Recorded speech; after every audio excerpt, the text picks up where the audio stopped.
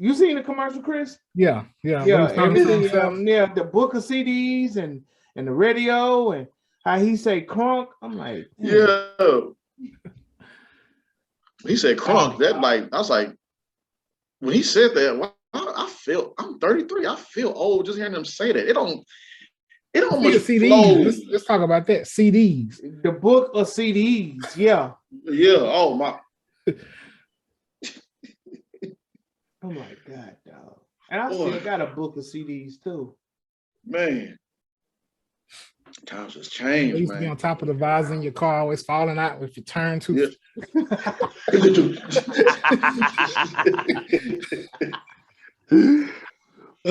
We ain't leaving this parking lot until I find the right CD. You just steady just been gone 10, 15 minutes. You still that thing be out in the hot sun.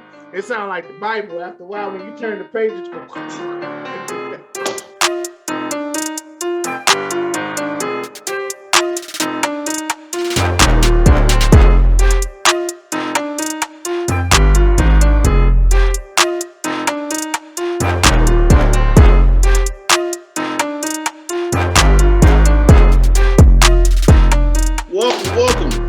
Just Acting Up Show, ladies and gentlemen. I am your host, Joffy, Joffy. You ain't got no alibi because you, I ain't gonna do all that. Man, we got Chris up in the building. Chris, say what's up to the people, man. Yes. Oh no, I was watching, the Super Bowl, and the Rock was there. But anyway, no, what's up? It's your boy, Big Chris, man. Oh man, most as usual. Hey man, you gonna do the intros? Do that intros. Mike, what's up, Mike?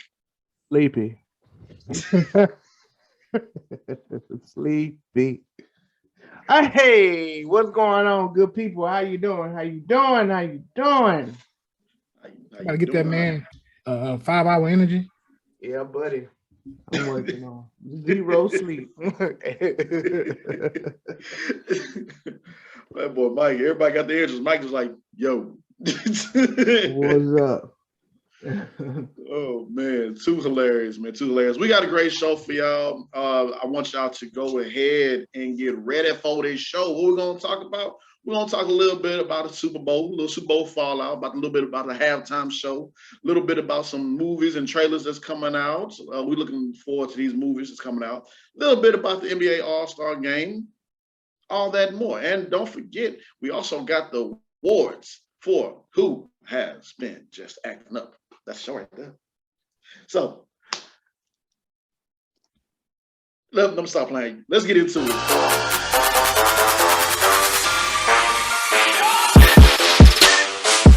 on the big stage. So yes, y'all. So like I said, once again, like I said earlier, we appreciate y'all for coming in and watching us on the channel. You can do what? Wow. Like, right, click, and subscribe and share. We grind hard to give good content. We even lose sleep. Yes, we. Sacrifices have to be made for the greater good, man. So y'all, we appreciate y'all. That's right. Yes, sacrifice and sleep. So if y'all see us just. I know we like to sleep in the mornings, but no, we doing this for you. That's right. So do that one thing for us. Like, click, and subscribe and share. It's simple. Oh, boy, I hope this don't be no Marco Spoon show, because, boy, I feel hitting the quiet storm. Anyway, that was last episode. Go ahead, James. Hey, one thing, if you start to doze off, we have to treat you like we're in Sunday service. Like, wake up! Yeah. I got it. I'm good, baby. Oh, my bad. Oh. Dr. Drew. I ain't sleep. I'm gonna turn into TD Jakes on you. Get up.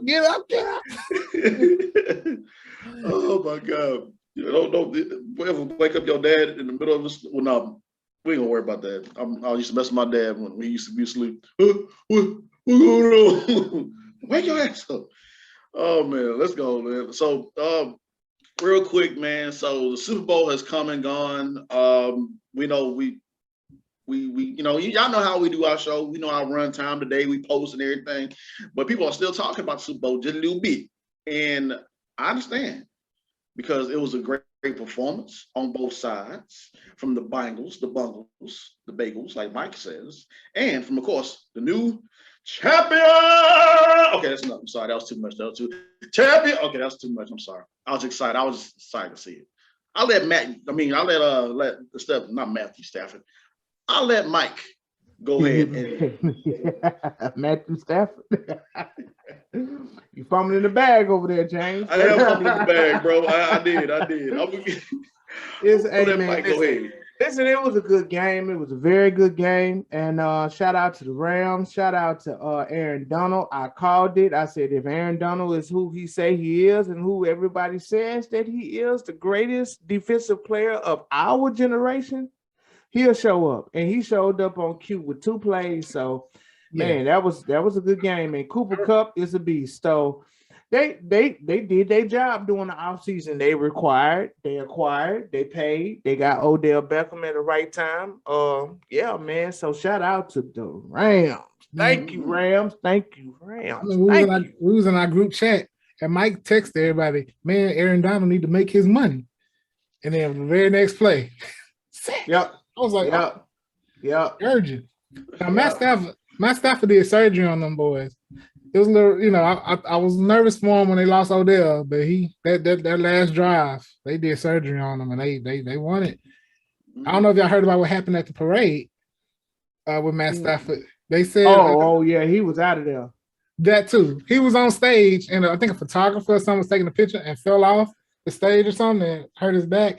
But when he fell down, Matt didn't try to help. He just kind of like did like Homer Simpson and just kind of faded away. Yeah, I seen that. Yeah, Matt was out of there. Matt was out of there, bro. He was messed up. But yeah, they took care of business. I was so satisfied as a Steeler fan, Steeler Nation. We were so happy. I got on social media. I got on Snapchat and I lost my mind. Man, I wish I really had saved it. I think I did. I think I saved it. I was going crazy. Everybody in the house was asleep. I woke everybody up. Boy, I'll tell you, that was hilarious as hell too. I saw that snap. I was like, what is Mike? Like, Mike, what are you doing? That boy Mike was going in. Terrible. Playing terrible. Oh man. And y'all would have found out. Y'all would know about that if y'all would just follow us. But hey, that's neither here nor there. It's all good and gravy. So that halftime show. Man, that halftime show. Man, it was definitely a good. I mean, you could tell Jay-Z's influence behind it because he's the person that's over Super Bowl halftime now. So you can definitely see his influence to have us all R&B and hip hop halftime show, like fully with no guest rock person or nothing like that. No, it was straight up walking on the Super Bowl stage. I'm like, but I would. It'll be interesting to see who's going to be next. I think they're going to throw a little bit of rock in there because it's been on the other side of the playing field. Overload for some people. They're like, oh my god. Yeah. It's been a little bit like, all right, the weekend. Okay, cool. Okay, all right. And then I forgot who was before the weekend, but and then like now y'all got them walking in the middle of the. See, you got Snoop smoking weed on the side. Hey, now, all right, now wait a minute. I was surprised to see 50 Cent. No, but I ain't expecting to be in that show. And when he dropped down, I was like, it was funny because the memes. I've seen the memes. Yeah, the memes. He turned into $1. Man, y'all stop fat shaming 50, man. I'm gonna say that because like y'all, everybody won't get on. Like, I said, and you know what? Somebody posted too, say put a side-by-side picture of how 50 was when he first started off, the gangster. We know who 50 was and who he still is. But in the quote Steve Harvey, don't let this new business suit fool you. No, because you know what I think?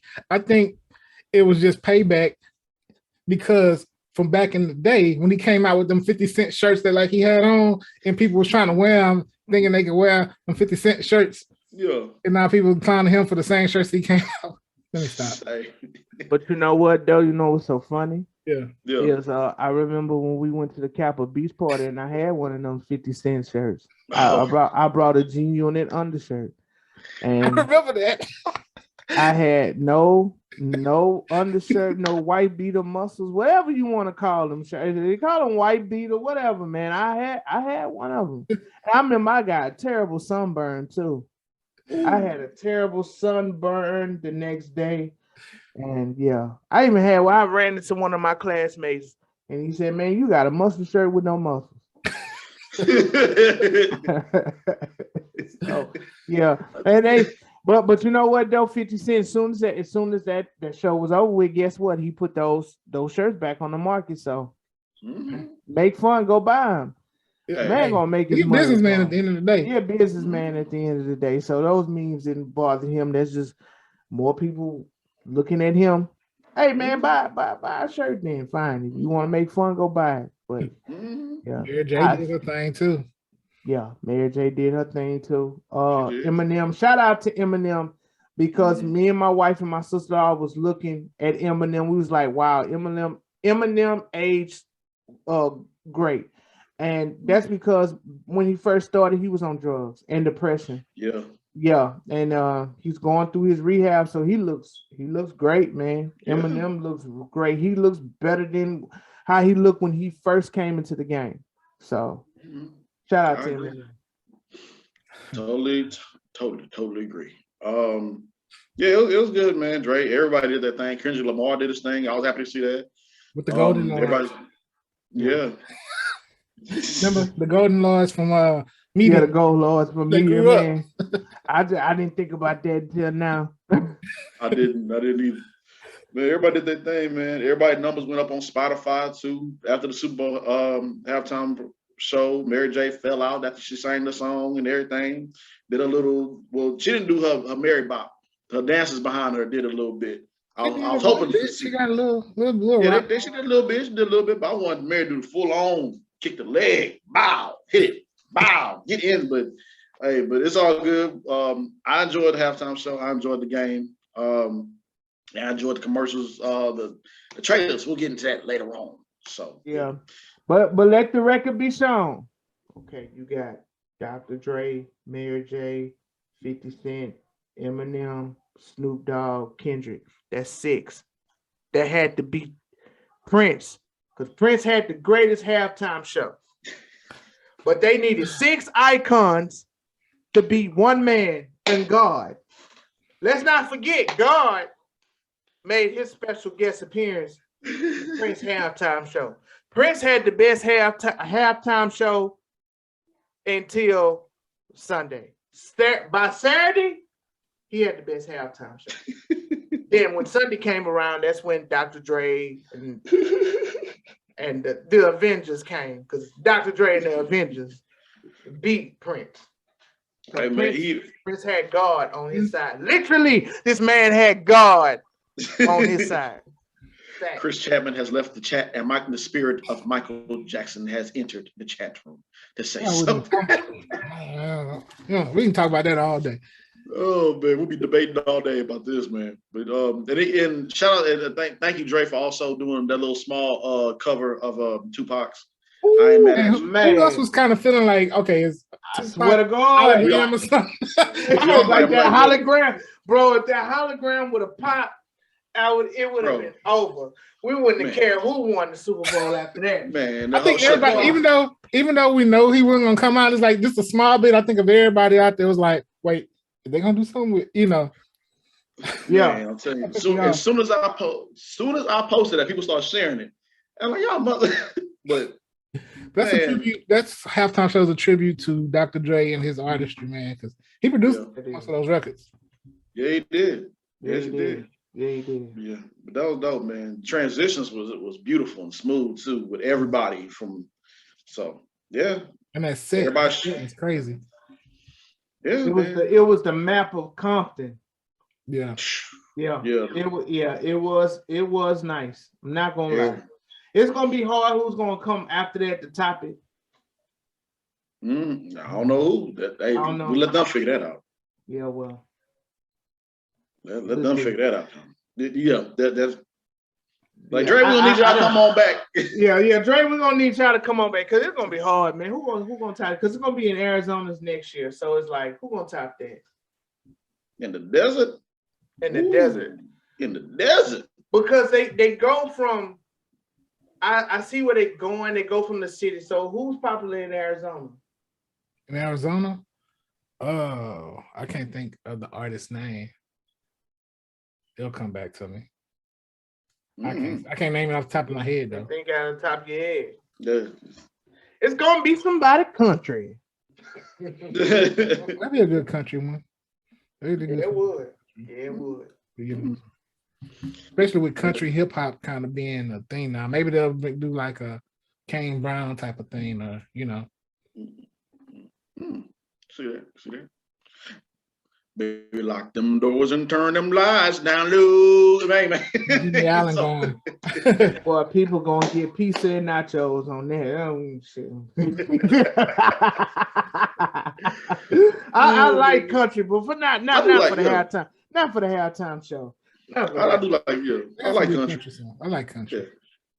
Yeah. I used to work for a country station. I like country. Yeah, I like country. I like classic rock too.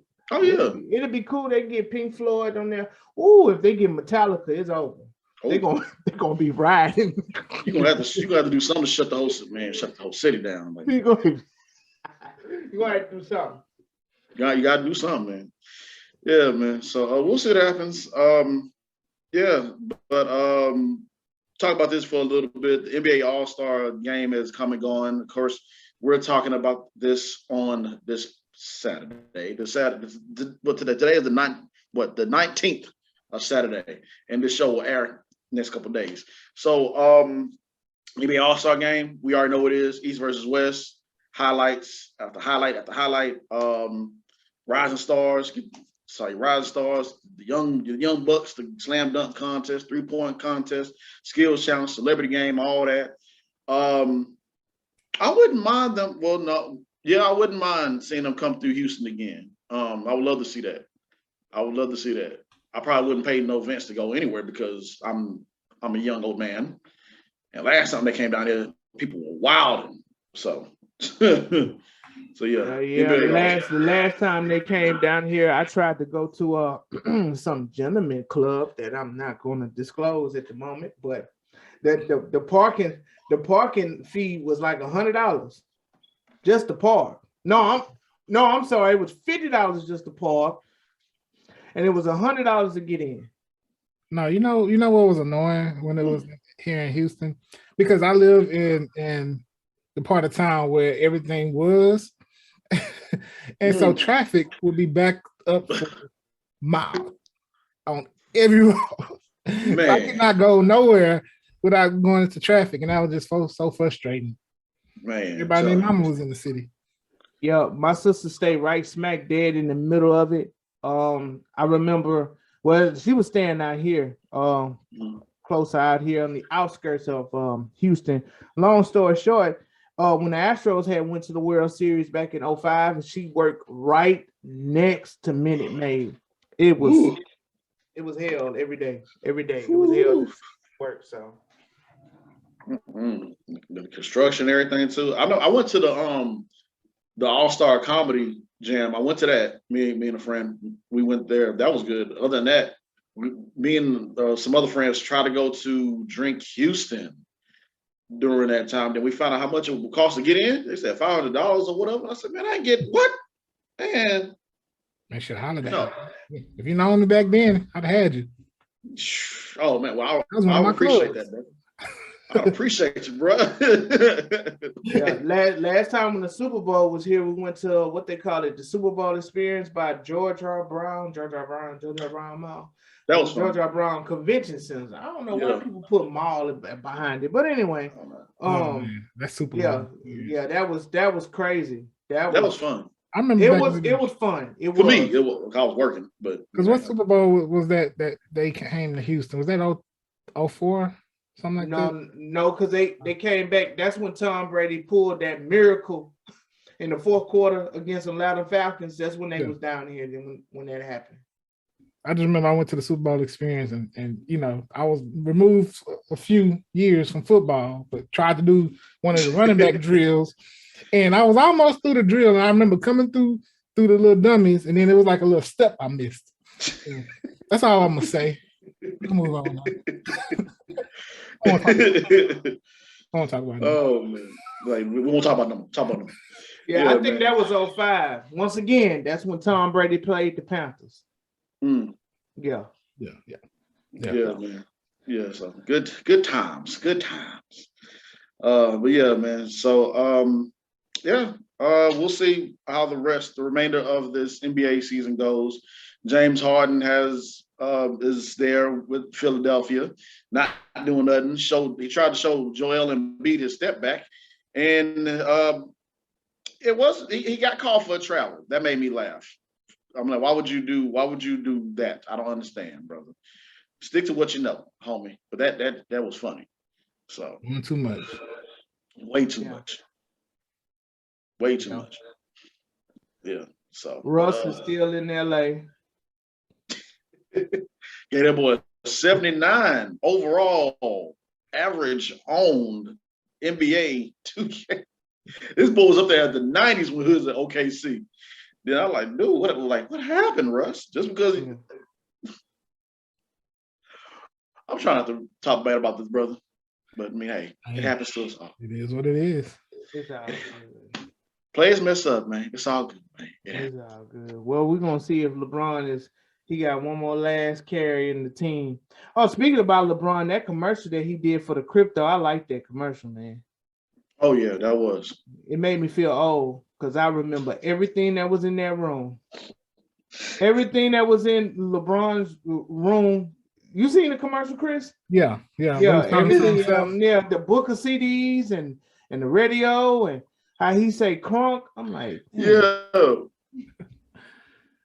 He said crunk. I was like, when he said that, I'm 33. I feel old just hearing him say that. It don't much CDs. Let's talk about that. CDs. The book of CDs. Yeah. Yeah. Oh my. Oh my God, dog. And I still got a book of CDs too. Man. Times has changed, man. Used to be on top of the visor in your car, always falling out if you turn too. Yeah.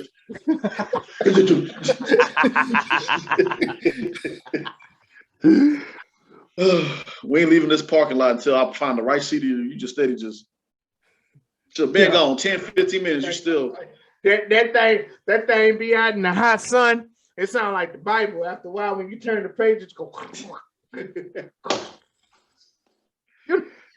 Oh man, boy, we showing our age for real now. Oh man. Oh man. Don't worry, kids. It's gonna happen to you too. Yeah, it is. Worse for y'all. Shoot. We are about to get into the Critics Corner. So y'all stay locked in. We're gonna talk about some trailers, movie trailers, and all that and more on the Just Acting Up show. Doctor Strange. That's how I do my multiverse of madness. You know the thing with Doctor Strange with the arms and everything. Go to the bed. Come on, shit.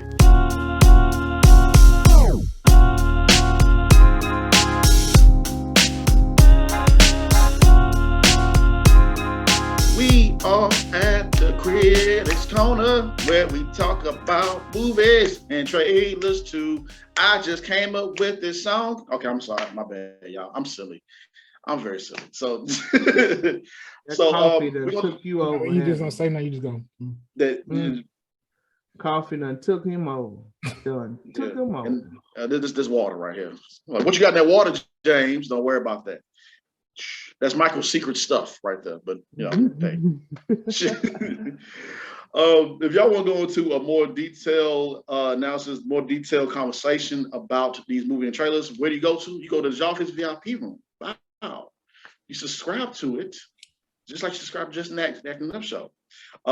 This past episode in the Office VIP room, we talked about throwback cartoons. Throwback cartoons like you used to watch, used to get, still be in your PJs, right when you turn the Saturday morning cartoons, and you have this certain lineup that you just sit back and enjoy, eat your cereal, whatever. Your mom or dad or whoever call you to do some errands. I mean, man, now I gotta miss all this whole little critical moment in the cartoons. You gotta go over there, do what you gotta do. You come back, and then the show is over, and you don't see it for another what? I don't know how long.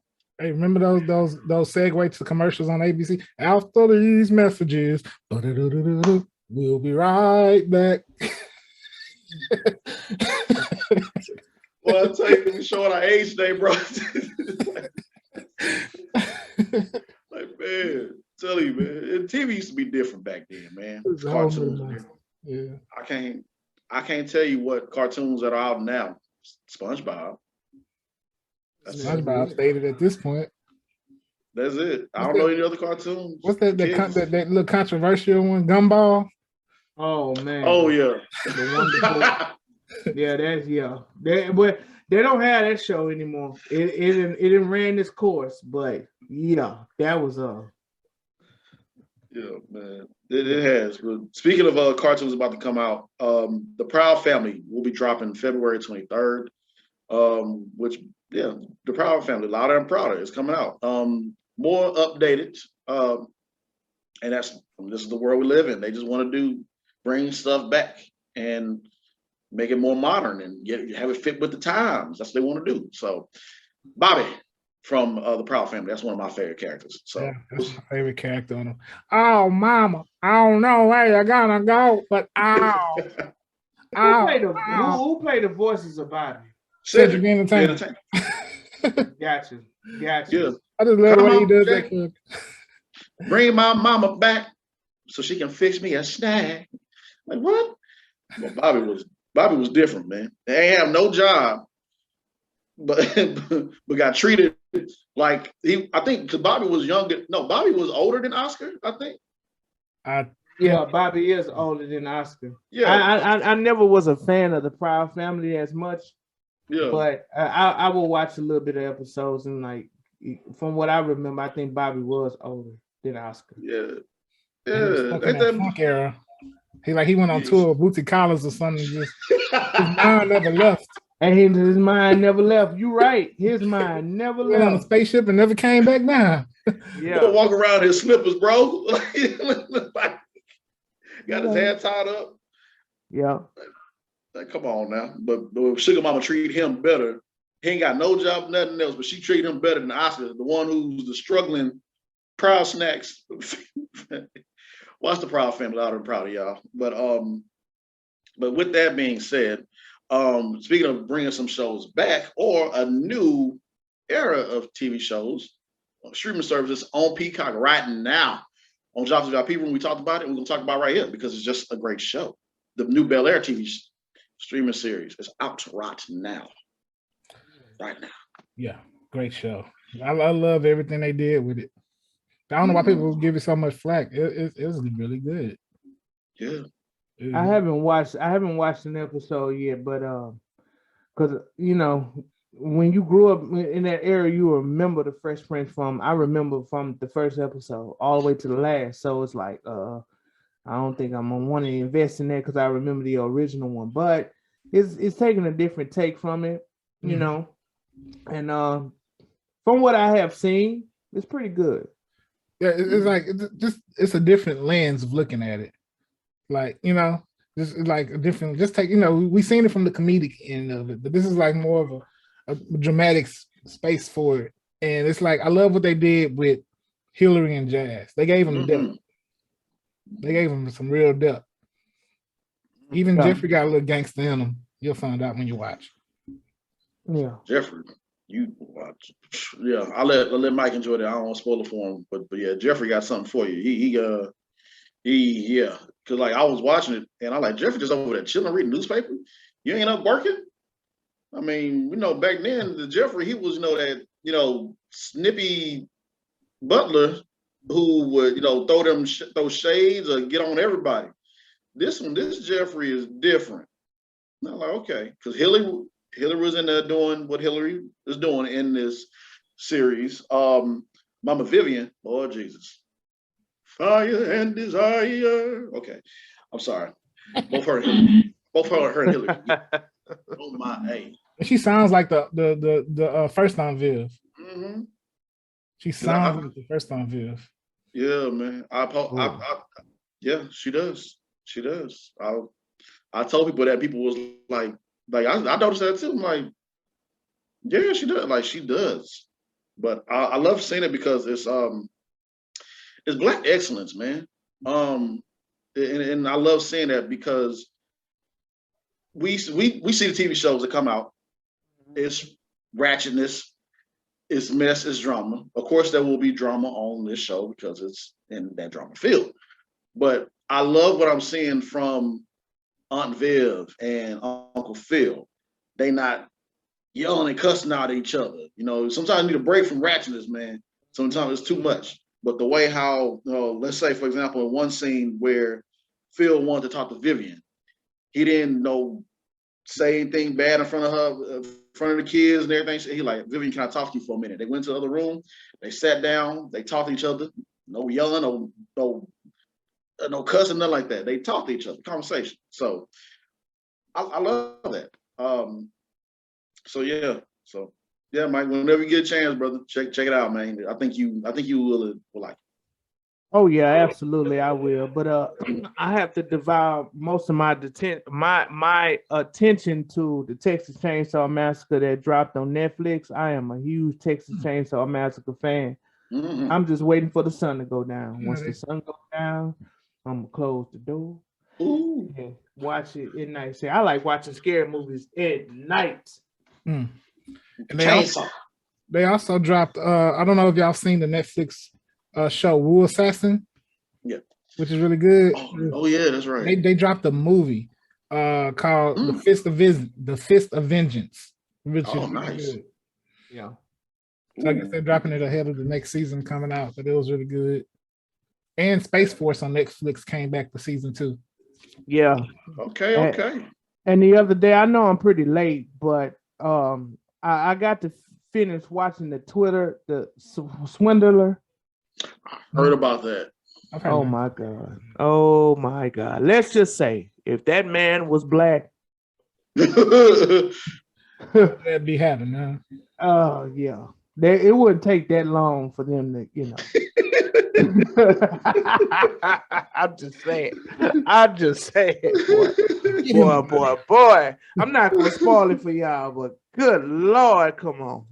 Yeah, that's on my my list of things to watch as well too. Yes, sir. Yeah, y'all show. I gotta catch up, I gotta binge watch. Snowfall. Oh yeah, it's coming back, baby. 23rd. The 23rd. Yes, this show airs on Tuesday. The 23rd is tomorrow. So Snowfall. I got to binge watch, catch up on that. So. And the biggest surprise over the weekend for me, Better Call Saul is returning. It's coming in May. I think it's in May, if I'm not mistaken. But I think it's in April. But yeah, man, I honestly thought that show was done. I thought they just gonna leave us on a cliffhanger like that, but the Breaking Bad fan base is very strong. So AMC is gonna finish. It's the last season.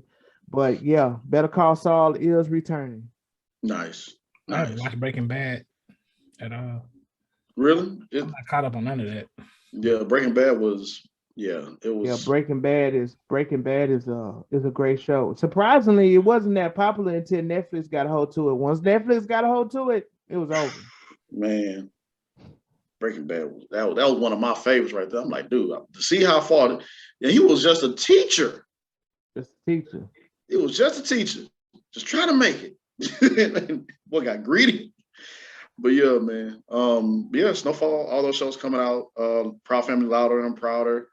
All that is coming out. So Stranger Things coming out. Yeah, it's coming out in the part 1 and part 2. Same thing as Ozark. But yeah, I think part 1, I think that's coming out in May, and then part 2 is coming out in July or something like that.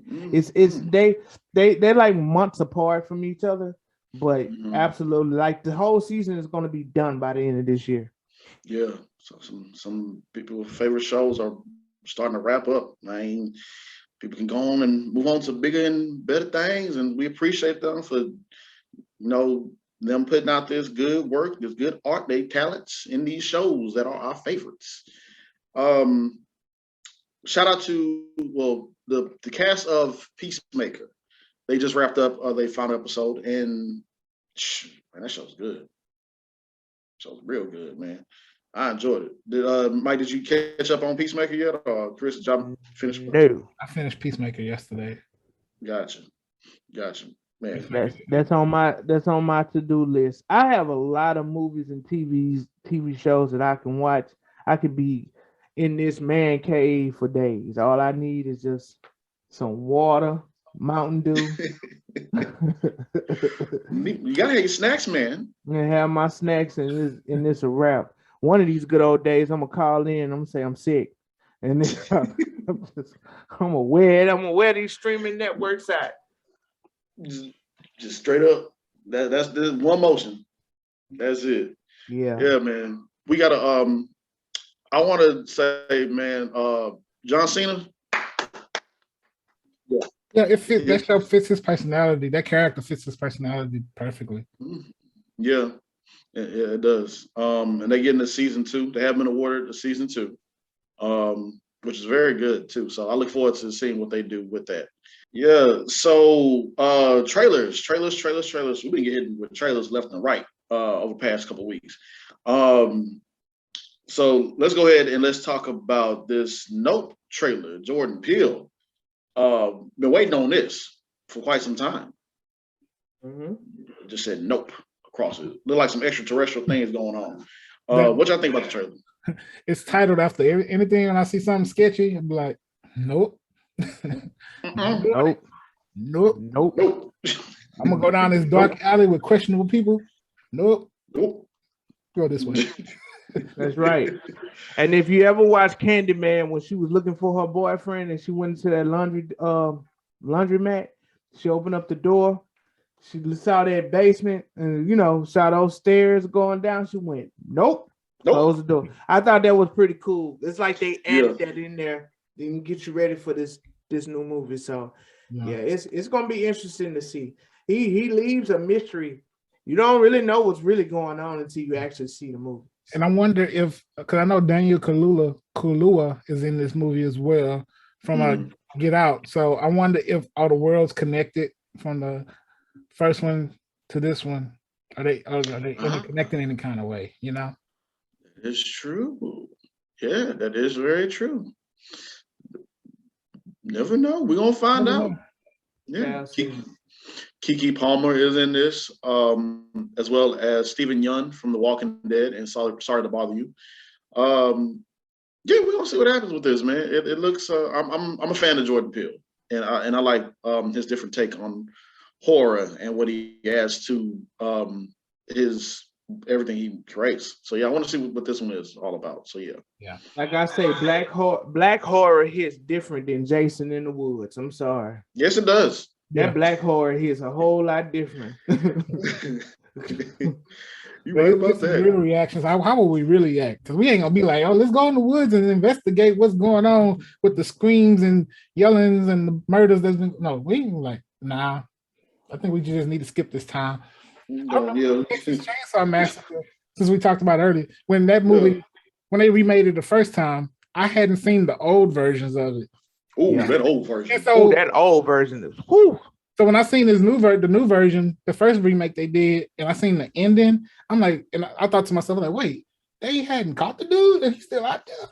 And so I was like, I wasn't going to that side of Texas for. Like, nope, not going out that way. Then I found out, of course, he died in jail and all that stuff. But then I was like, he's still out there. Nah. Well, the history, real quick, because I know we're on trailers, but like I said, I'm a huge Texas Chainsaw Massacre fan. There was an actual guy that killed people and made furniture out of their skins. But he wasn't in Texas. He was in like West Virginia or something like that. So the actual Texas Chainsaw Massacre, the Hewitt family is not real. But that's not a real thing. But you gotta think about it, man. When you out in West Texas and East Texas, it's so eerie out there, strange. They do still have a Piggly Wiggly in those small towns. So Me not knowing none of that history at the time, I was like, nope. Yeah, me too. Yeah, yeah. Shout out to Jordan Peele for that name. Shout out to Jordan Peele, because that is the name for all the horror, black horror. Nope, not gonna do it, man. Nope. Tell you, man. Oh man, yeah. So yeah, these trailers coming left and right. Of course, DC, they dropped some trailers, a little small snippet of trailers. And one of those trailers was Black Adam.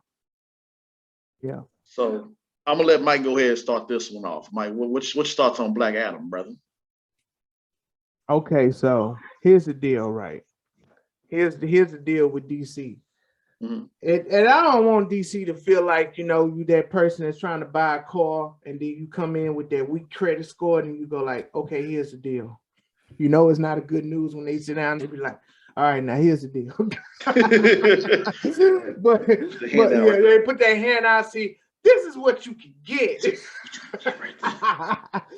All right, honestly, this is my take, right? Flash, they don't give you too much on it. Okay, Aquaman, they don't give you too much. Batman is coming out in the next couple of weeks. Hey man, that's a go. If you ever think about it, all Batman movies has been successful. Even the Lego versions of Batman has been successful. Everybody had a different takes on which Batman that they like, but the point that I'm trying to make is this. I'm not putting too much of my Easter eggs in Black Adam, and the reason why I say that is because it's not because of the stars. You got Pierce Brosnan, you got Carter Hall, which played in NWA, and then of course you got The Rock. That's not it. The last time when I put all of my, like, hey man, this is gonna be the one DC gonna break through, they gave us Justice League. It was the wrong version of the Justice League. And I'm not talking about Snyder version. Snyder version came like 2 years, 2 years, almost 3 years. I'm talking about Justice League. Like someone actually sat down and watched Justice League and said, okay, yeah, that's good to go. And they gave it to us. David Whedon. Oh, if that's his name, I'm sorry. His name David Whedon. If I chopped your name up, I apologize. But they gave us Justice League, okay?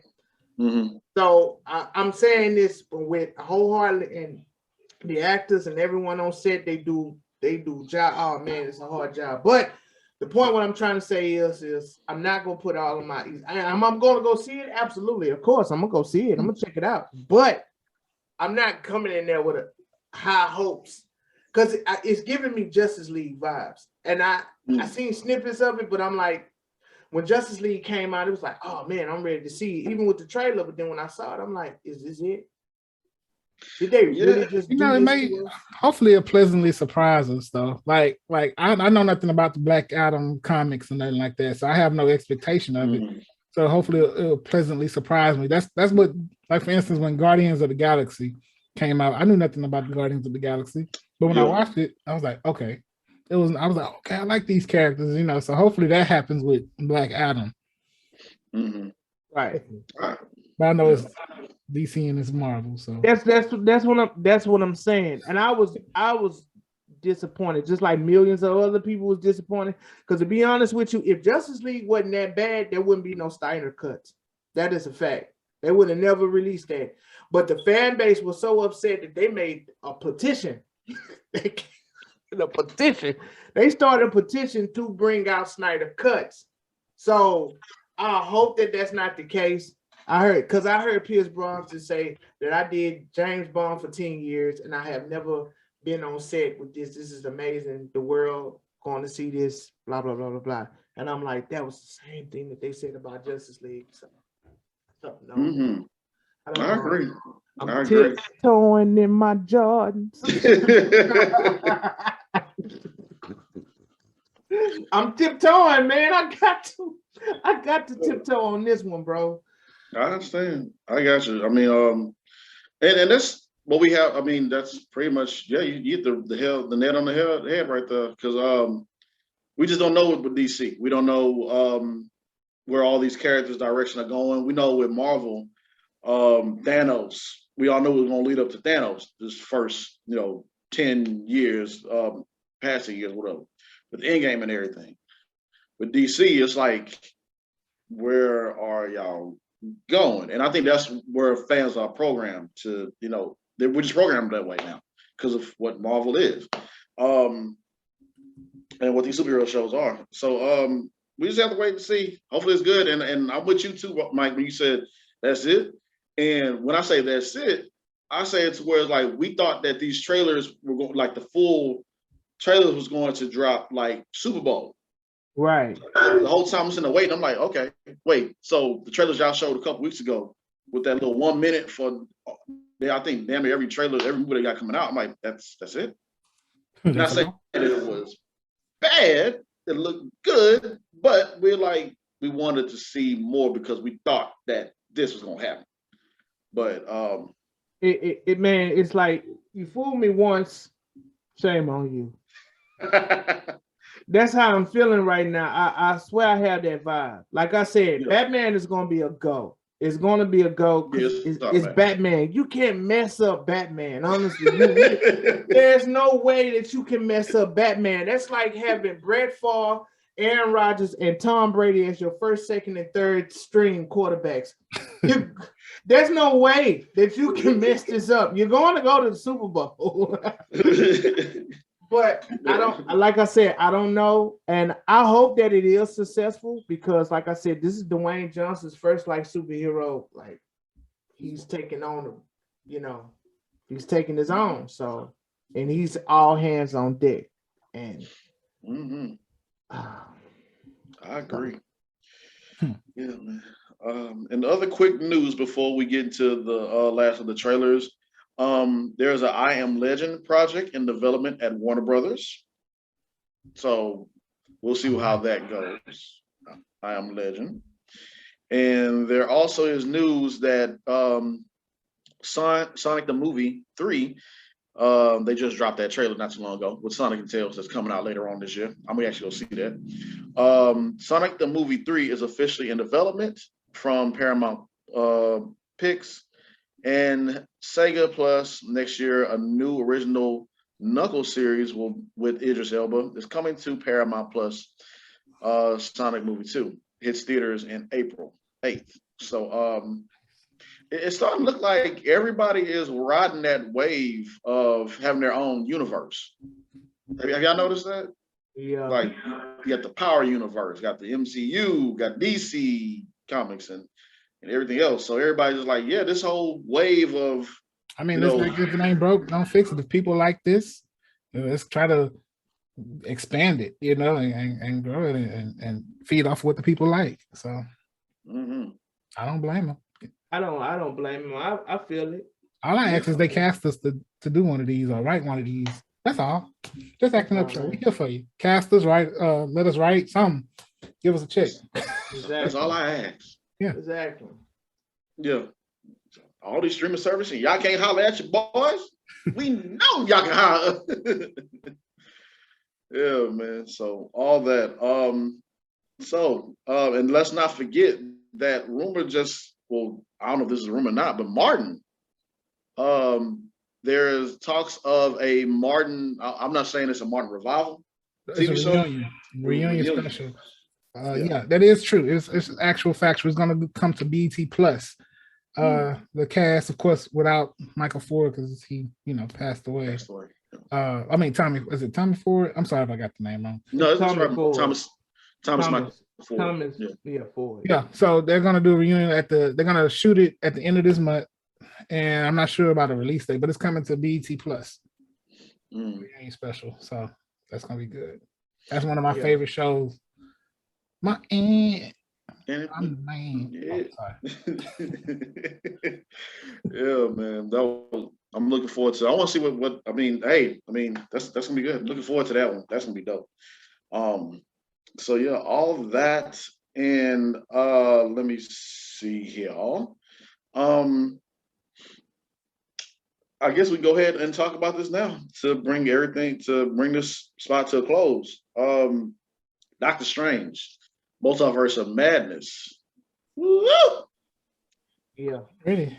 get my shimmy on this one. That's 4DX ready right there, boy. Oh yes. That's I'm telling you, James, Plain once you simple. see it in 40 something, one of these superhero movies in 40X, 48. life-changing. I'm telling you, because at first I wanted to save it for Morbius, but Yeah. after seeing that Doctor Strange trailer, there's a wrap. I said, no, I'm gonna see Morbius in the lazy boy chair. I'm good on Man. that. Not to say that Morbius is gonna be, you know, It just but hit different. it that Doctor Strange gonna hit so different. Yeah. Yeah. You're right about that, man. It's about to be different. Rumors flying left and right. We already know that Patrick Stewart is in it because we heard his voice. Fans have been fans, or maybe I don't know, maybe they all, I don't know, but they say that that's Patrick Stewart, Charles Xavier, that said we should tell him the truth. It does sound like him, and you know, people get. Are we ruining movies for each other when we do these breakdowns and everything? People do a deep dive. No. Yeah. I'm gonna tell you what Marvel does. Don't be surprised if Patrick Stewart is not on there per se, because if you watch the earlier Spider-Man trailers, watch the early ones, right? Did they or did they not have Venom as in Spider-Man form? Not the Venom as, you know, Tom Hardy, the Spider-Man Venom from Spider-Man 3. They had him in the trailer. You watched the actual movie, he wasn't on it. So the thing is with Marvel that I came to realize, nothing is going. What you can sit there, you can break it down all day long, bro. That's not gonna happen. It's not gonna happen. They're good at misdirects. They swear to God they are good. I think they spend like a couple of $1 million on misdirects alone. Yeah, I agree. They got the bread for it. Yeah, They got the bread for it. So I didn't even bother getting on YouTube and wanting to hear the breakdowns and this and that and the third. Like that's the first thing I heard with Patrick Stewart's voice. And then I ain't gonna lie, I saw it on Snapchat where someone was breaking it down saying that Tony Stark, because you saw the Voltron soldiers or whatever, you know, handcuff him and take him. It's like, okay, well, Tony Stark is alive in that universe, and this and that and the third. Bro, all that's up in the air. That may not never happen. You may not never see that. They may have paid Patrick Stewart like $5 million just to get on there and say the truth is the truth. And then you watch the movie, Patrick Stewart ain't nowhere near it. Ain't that something? He may just be an end credit scene. He may be an end credit scene. Then they say that Deadpool might be in it. So you're just gonna have to wait till May. That's what I've been saying. I'm like, you know, I'm gonna just wait till May. I'm gonna watch one trailer and then that's it, and then just sit on down. But then the social media world we live in, bow, they put it right there in your face, and you just like, I was trying to wait to see it. Yeah. So, like I said, the most sleazy Marvel people. They throw you off your game, man. They throw you off your game. Yeah, man. Yeah, I'm looking forward to it. I'm gonna have to get my 40X on for this one, man. Thank you, Chris. Thank you, Mike. Thank y'all. To watch this. Make sure your pockets is deep too, boy. Cause you take your son. If you take your son with you, that's about like, I know with me, my wife, and my son, that was like $80. See, it's just me myself. My lady, she don't like 40X. She's like, nah. Yeah, my wife said she don't like 40X. Maybe they can go watch it in the Lazy Boys. Maybe we should do a Just Acting Up, maybe and do a giveaway. Like, who want to come watch Doctor Strange and 40X with us? Yeah, who do? Who want to watch? I know I'm paying for my own ticket. I'm not paying for you guys' ticket. That's $80. That's $80. You guys have. Oh, we can pitch in and pay for our game. We're gonna work it out. We're gonna talk about it off camera. But that could be something that we can do. You know. Yeah. We'll see nobody in the comments or inbox us. Y'all said y'all gonna pay for my ticket if I come. Man. We didn't say popcorn and all that. We just I want the Just Acting Up Show Joffrey VIP room experience where you pay for everything. You said, you said movie. Matter of fact, somebody bring their big bag. I am so glad that we are talking about this now. If we do this giveaway, we are not paying for no popcorn. We're not paying for no hot dogs, no slushy, no candy. No. We're not eating before or after. We're just paying for your ticket. No, we can pay for candy. I'm gonna stop by the dollar store. Exactly. Well, CVS. That's some deep pocket. Dollar store. Wherever you want at the dollar store, I got you. And we're not gonna pay for your gas money. Provide gas. We ain't gonna get you no Uber. Nothing. You gotta have your own transportation. And whatever the ticket limit is what we say the ticket limit. You can't bring the whole. You can't bring nobody with you. We said two. That's it. Hey, this Just Acting Up Show. This my Christian James.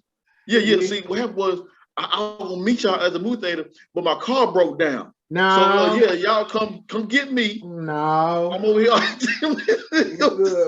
We good, bro. Catch it on Fire Stick. Catch it on Fire Stick, dog.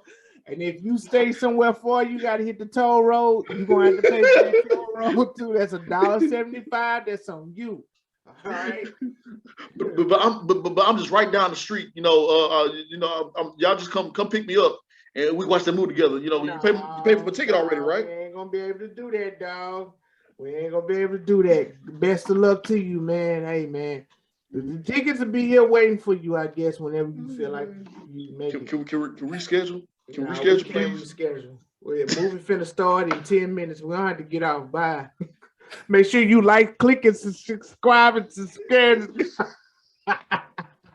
Make sure you like, share, and subscribe. All right, now bye-bye. Oh, man. We gotta be careful how we do these giveaways. Yeah, man. Straight up. Hey, we gotta be careful how we're gonna do it. We're gonna give. That's a good idea to do a giveaway. So yeah. But on the real, we are working on some stuff for y'all, so y'all just gotta stay tuned. Yeah. Stop trying to get over on somebody all the damn time, man. We gotta be careful about these giveaways, man. These giveaways.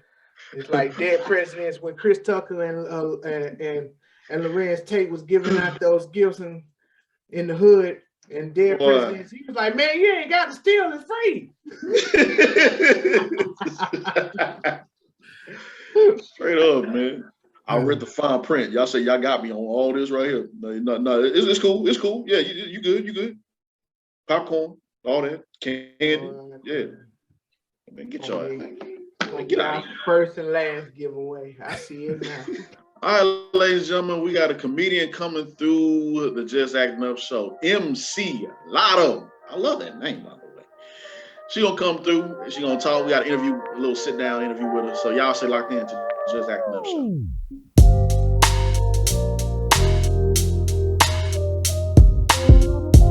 All right, ladies and gentlemen, we are back at the Just Acting Up Show.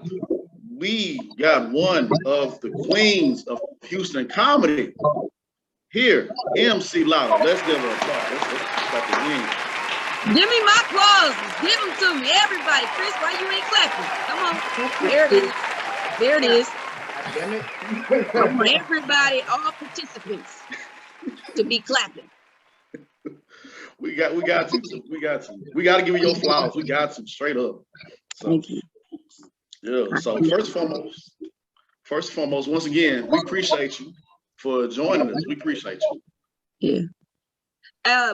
I know you saying we appreciate you and all that, but tell the people what it is. Today is a Saturday.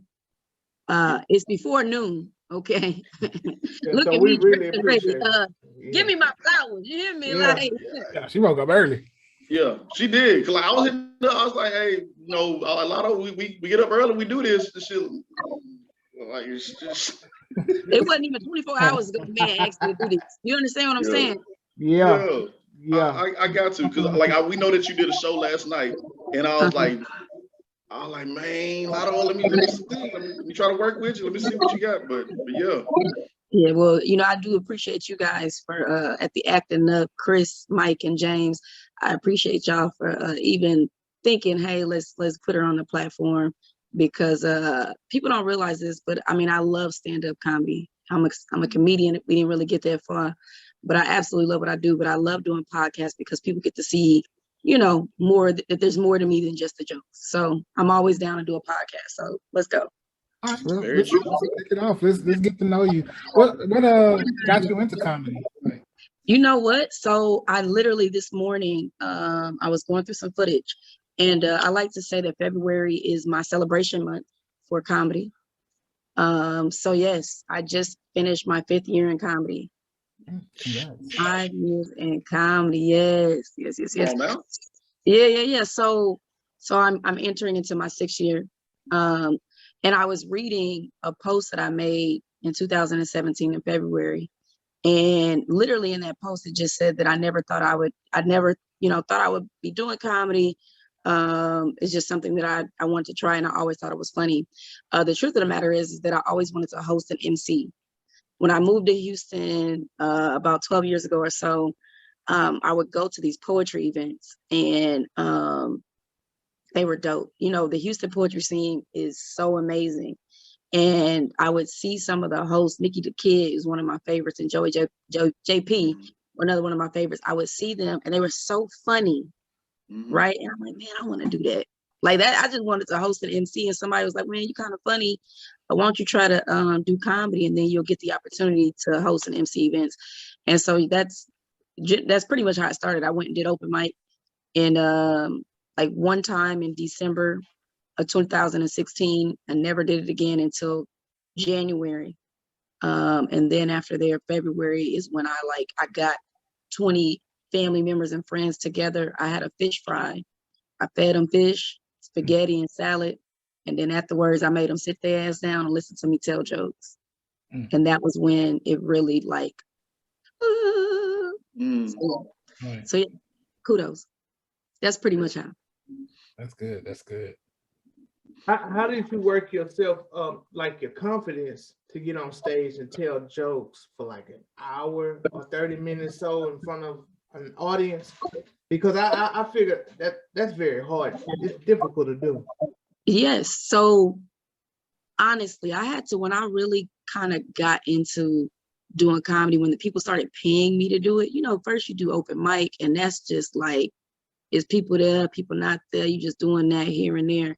And then I would get booked for like, you know, to do 5 minutes, 7 minutes, 8 minutes. But when people really started paying me, I had to call my grandma, and I just let her know, you know, they pay me to get up here and tell jokes or whatever.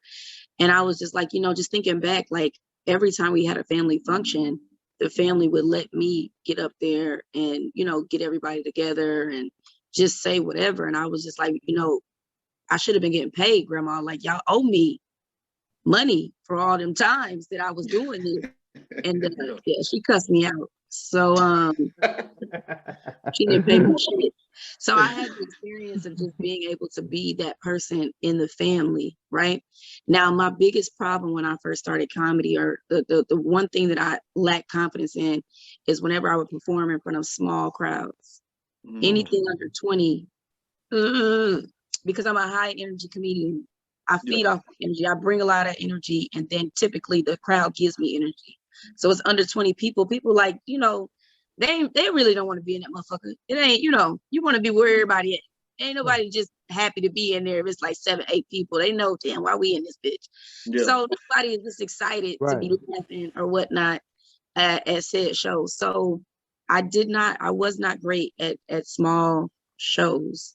And what I did is I put myself in that position. So I would go to open mics that I knew wouldn't have a lot of people, because there are a lot of open mics where it's really like 4 or 5 people. So I would go there purposely to like attack my fears or to conquer my fears. So I got better. I got better over time of like putting myself in those positions where I'm naturally funny, you know, so that's not the issue. And I'm not afraid to be in front of a crowd or to be vulnerable. Like, I don't give a damn, you know, shit. But I had to overcome the fear of like a smaller crowds. Yeah. What about hecklers? Have you how's your experience been with hecklers? You good at snapping back at them? So you know, I'm quick. Like I said, I'm naturally funny. I'm not big on just picking on people and making fun of people just to make fun of people. Growing up, I had a cousin. She was older than me, but she was like smaller than me. She was mentally challenged, right? And so, like when we was younger, we were all on the same level. But as we grew, it's like her brain didn't really grow with us in a sense. Right. But that was still, we still as my cousin. Yeah. So she was in the slow classes. So I would have to beat somebody's ass. They was talking about my cousin. Mm-hmm. You know what I mean? Like, cause she in them classes. So in turn, if you was talking about one of them other people in her class, them her friends. She loved her friends. So I would have to beat your ass for talking about one of her friends. Everybody get it. I've really been the type of person to like pick on people and that sort of thing.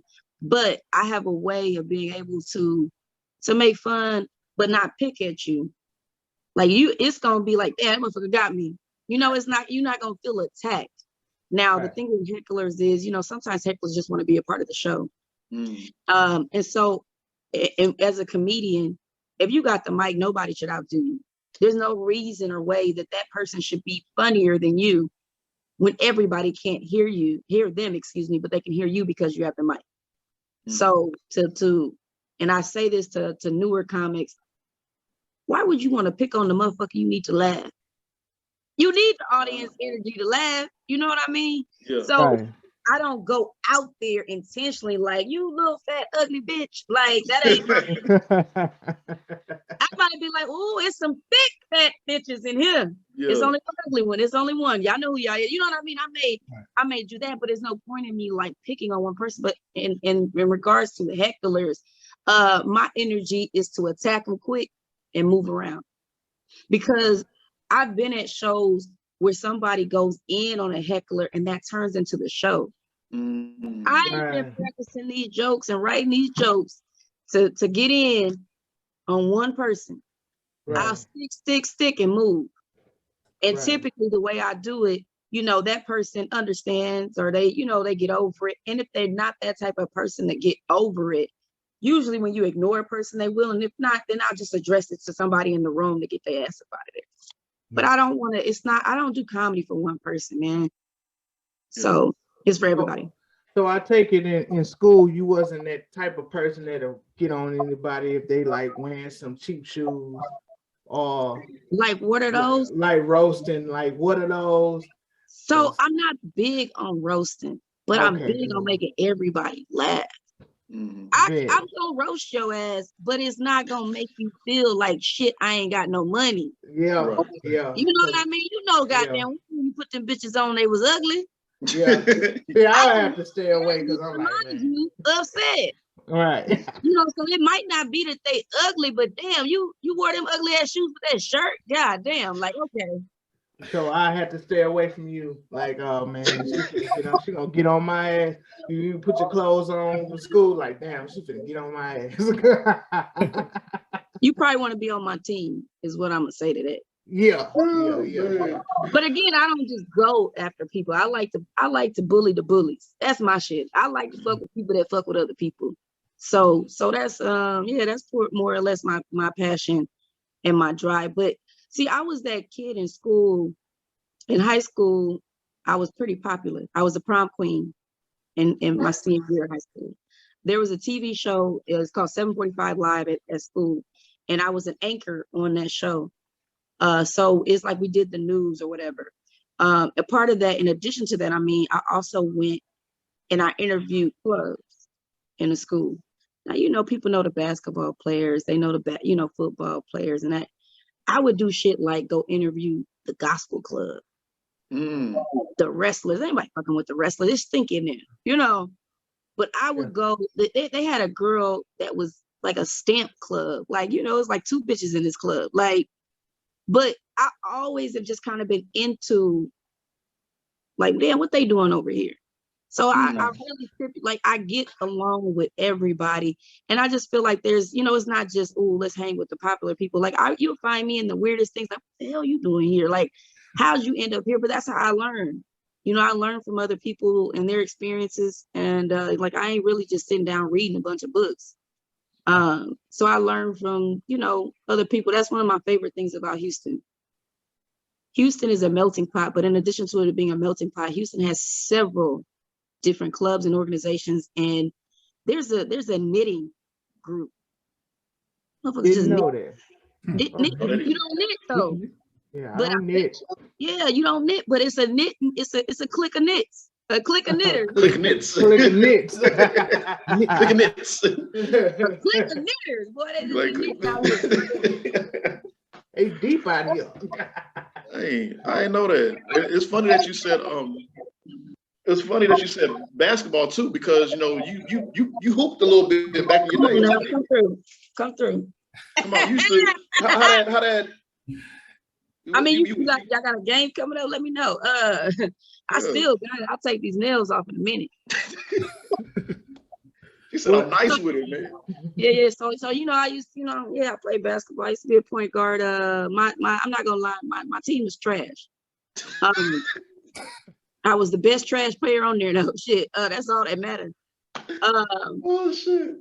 I had a really good game. I'll never forget. You know, everybody remember that one good game. I had a really good game at like 22 points. It was like the second game of the season. It was several years ago, but I never forget the game. It was like it was just yesterday. Right. The contact fell out. They had to get me out the game. I had to go put my contact in. I come back. We need you back in the game. You know, like all this. All of it. It was windy at night, about 72 degrees. Dang, I couldn't miss a shot. Foul. Like everything I was doing was great. I go to the next game, brick. Oh, House with these bricks. Man. like It was terrible. That's a Westbrook type moment then. Pass the ball. They tell you no. As soon as you get the ball to shoot, no. The parents was mad. And I'll never forget, there was this thick girl. And you know, some of y'all thick.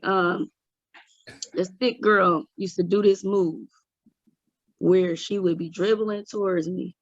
mm. And then, because the thick people that's thick know about this move, she would wrap her arm and like spin off. I couldn't do shit about that move.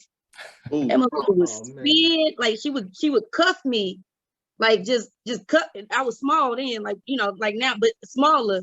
She would cuff me, and a bitch would just be there, just stuck. Like that motherfucker must have scored 50 points on that one move. Take me out. This bitch is killing me. She got her move. She go to it. But yeah, I didn't even know. People don't even know that the basketball. I appreciate that question, but I used to coach too. What? Yeah, I coached my nephew, like for YMCA, where everybody's a winner. But my team used to win, you know. Yeah, right. So I used to go back home. I coached for 2 years. My kids loved me. And all of the parents wanted me back. Pretty darn good with kids. And then I moved to Houston, and I wanted to do the same thing. After being here for a couple of years, I was like, man, I really want to get back to coaching. And I tried to do the same thing at the YMCA. And I signed up late. So by the time I signed up, there's no easy way to say it. I got all the loser. I got all the loser kids. Yeah. They got heart though. They got heart. Oh man, they got heart. I had one Lotto like outfits. They got heart. I had one kid just looking at the clock. His numbers up there. Come on. He's supposed to be that'll be probably my son. That's my son. He want to play basketball. You know. They need to mix him in with some good people. I had no good people on this team. You should do a skit like looking at me, thinking that I was gonna be able to help these kids. Like I don't know what to do. What you boogers. I can't help this. I'm not gonna be able to do nothing. Like, but we played a team. The name of the team was the Lakers. The team was good as shit, man. They was doing screens and passes and doing overhead passes and shit, pump fakes. I said, shit. That was my last team. I quit with that team. This is Showtime Lakers for real. Oh my gosh, man. My bad. Go ahead. Go to your next question. Oh, you good. You good, because we people need to hear about this. Because like people, not everybody know about that. And that's why we don't. I ain't never really talked about it. That team was trash. And I never went back because that team, they need practice. And I worked a full-time job. These motherfuckers need to be up at 7 a.m. practicing, bro. I didn't have that kind of commitment in time. I was going to say that though. I was going to like, man, to do that, you have to have patience. So Yeah. So, yeah, well, I do. I do have a lot of patience. I do enjoy kids. It's crazy because I have a show coming up March the 16th. I have a show. I don't know if you guys have ever heard of the Toyota Center. I don't know if you guys familiar? No, we never heard of it. All right. A little bit, just a little bit. Okay, little bit. the Houston Rockets will be there. So I'll be performing before the Houston Rockets game. I think they play the Jazz. And when I was booked for it, I was under the impression that it was like gonna be in a club, like in one of the club rooms. And I just found out that it's gonna be before the game. So I was like, oh shit, it's gonna be kids there, you know. So let me get my kid material together. What's one plus one? Everybody say it with me. 2. Okay. Oh man.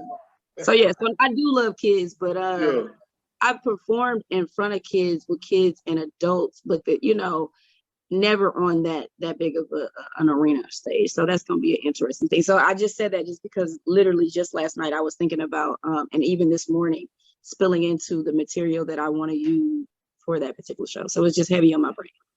Gotcha.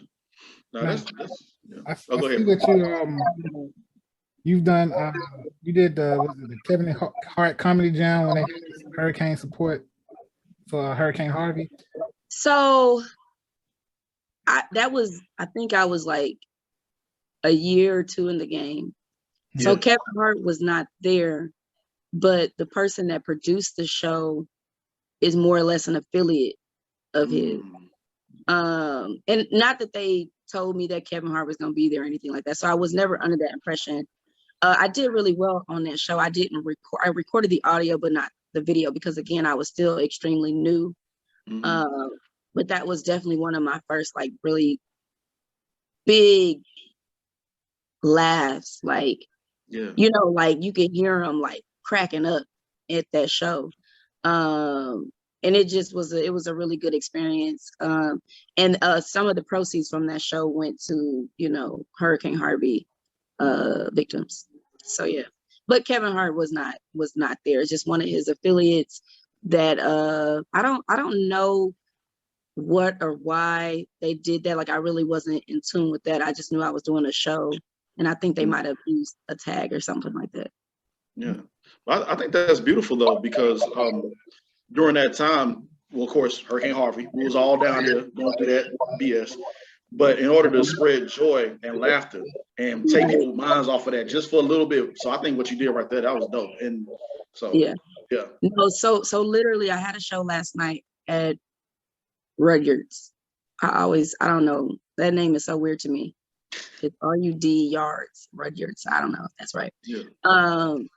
And after the show, I like to give I don't want to say get feedback, but I get feedback from the audience. I like to connect with the audience. Like I don't really like to do a show and leave, because without the audience, like I ain't shit. You know what I mean? That's how I grow, is with the feedback or with the love that I receive from them. And I also sell merch. So I do like to sell my merch. Everything I sell is I just want to win. That's my slogan. So all of my product has my slogan on it. A majority of my product does. And last night, it was a guy, I don't remember his name, but he told me that like I brought him out of depression. Like he was like, I had such a bad week this week and I needed, that's what that man said, I needed that. And then like the girl he was with was just like, you represent, and she was a Hispanic girl. She was like, you represent minorities. Like, thank you so much. Like she just kept thanking me for representing for us, like for us minorities. And she just was happy. She was really happy with the performance. And just to hear him say like, and that's still 5 years later, it's still surreal. Like I just really just am being me when I'm on stage. Like I ain't really like, a lot of the stuff that I say is true. Yeah. It's real shit. And some of it is, you tweak some things because, painting a picture is just, being visual is just funny. But I think that's crazy. That's crazy to me. I brought somebody out of depression. Shit. I need a bigger check. I need a bigger check. Start talking to him. You need to have your show like Dr. Phil then. So you know what? So the place I was at, So there's a guy that pretty much runs that room. Mm-hmm. It's a really cool place. It's predominantly white, but Dave Chappelle came in town about 2 years ago or 3, I can't remember. And when he came, he popped in there and did about 2 hours at like 11, 12 o'clock at night. Nobody was able to say nothing. You know, they made them put their phones away. I think a couple people snapped a couple pictures, but it's a good room because it's they have a stage that's back, and then you can't really see the audience. Mm-hmm. It's dark as shit up there, which is how like real comedy, like, you know, when you get up there, that's how it looks. You can't really see people because you're really just there to tell jokes. So that was another one. That's another room that I had to put myself in because I feed off of energy and I need to see the people. So that's one of those rooms where I had to go to like get past that, get over them, and just trust that this shit is funny and I can hear them instead of just depending on seeing them. Like I love seeing the audience. So that's something that now it's not really now I know. And so I was saying, okay, the room. So this guy runs this room and they have several different shows. So when you think of comedy, you just think of like, oh, there's stand-up. Well, outside of urban comedy, in the other world of comedy, they have set shows or theme shows. So last night, the show I did was called The Headliner Show. So that is where 3 headliners perform. So we all did 20 to 25 minutes, and I actually closed the show, so I was the headliner for the show. So I did 30 minutes. And so I've done a show where it's called Off the Dome there, and that's where you don't do written jokes, you do everything off the dome. I've done a love show where it's about like relationships and all that.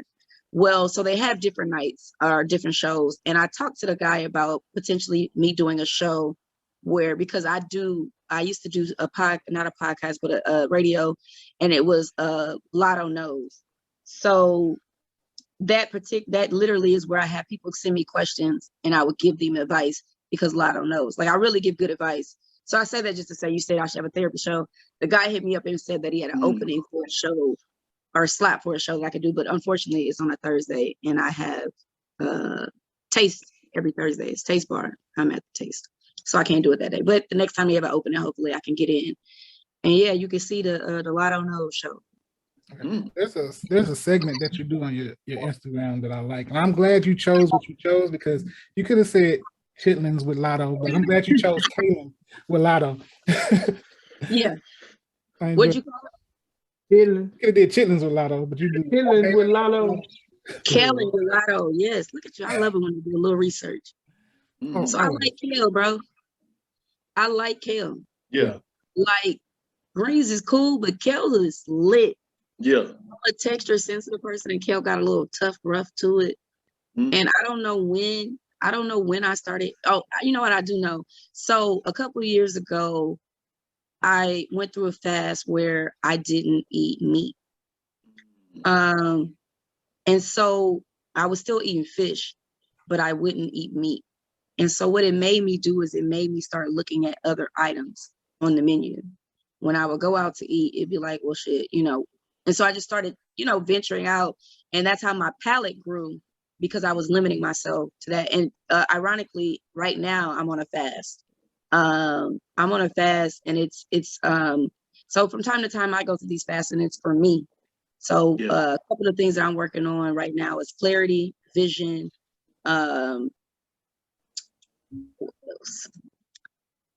discipline is another one of the things. And so it's just a list of things that I have. And one of the things, or a couple of the things that I'm doing. So currently I'm limiting and not eating out, especially at these shows, because, I get that opportunity. I'm not having sugar.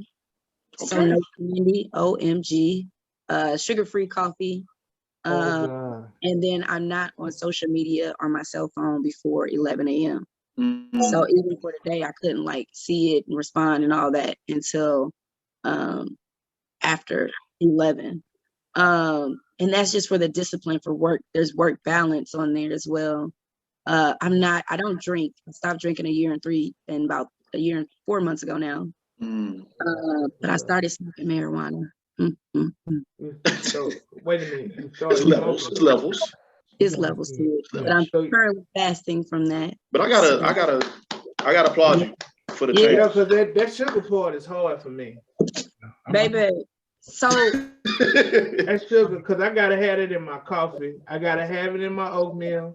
I gotta have it in my rice and in my cornflakes. Right? You like Rice. cigarettes, don't you? Right. you put sugar in your cornflakes? I'm from the South. Cornflakes or frosted flakes? Cornflakes, not frosted flakes. It already got Okay. sugar in it. Mike, how old are you?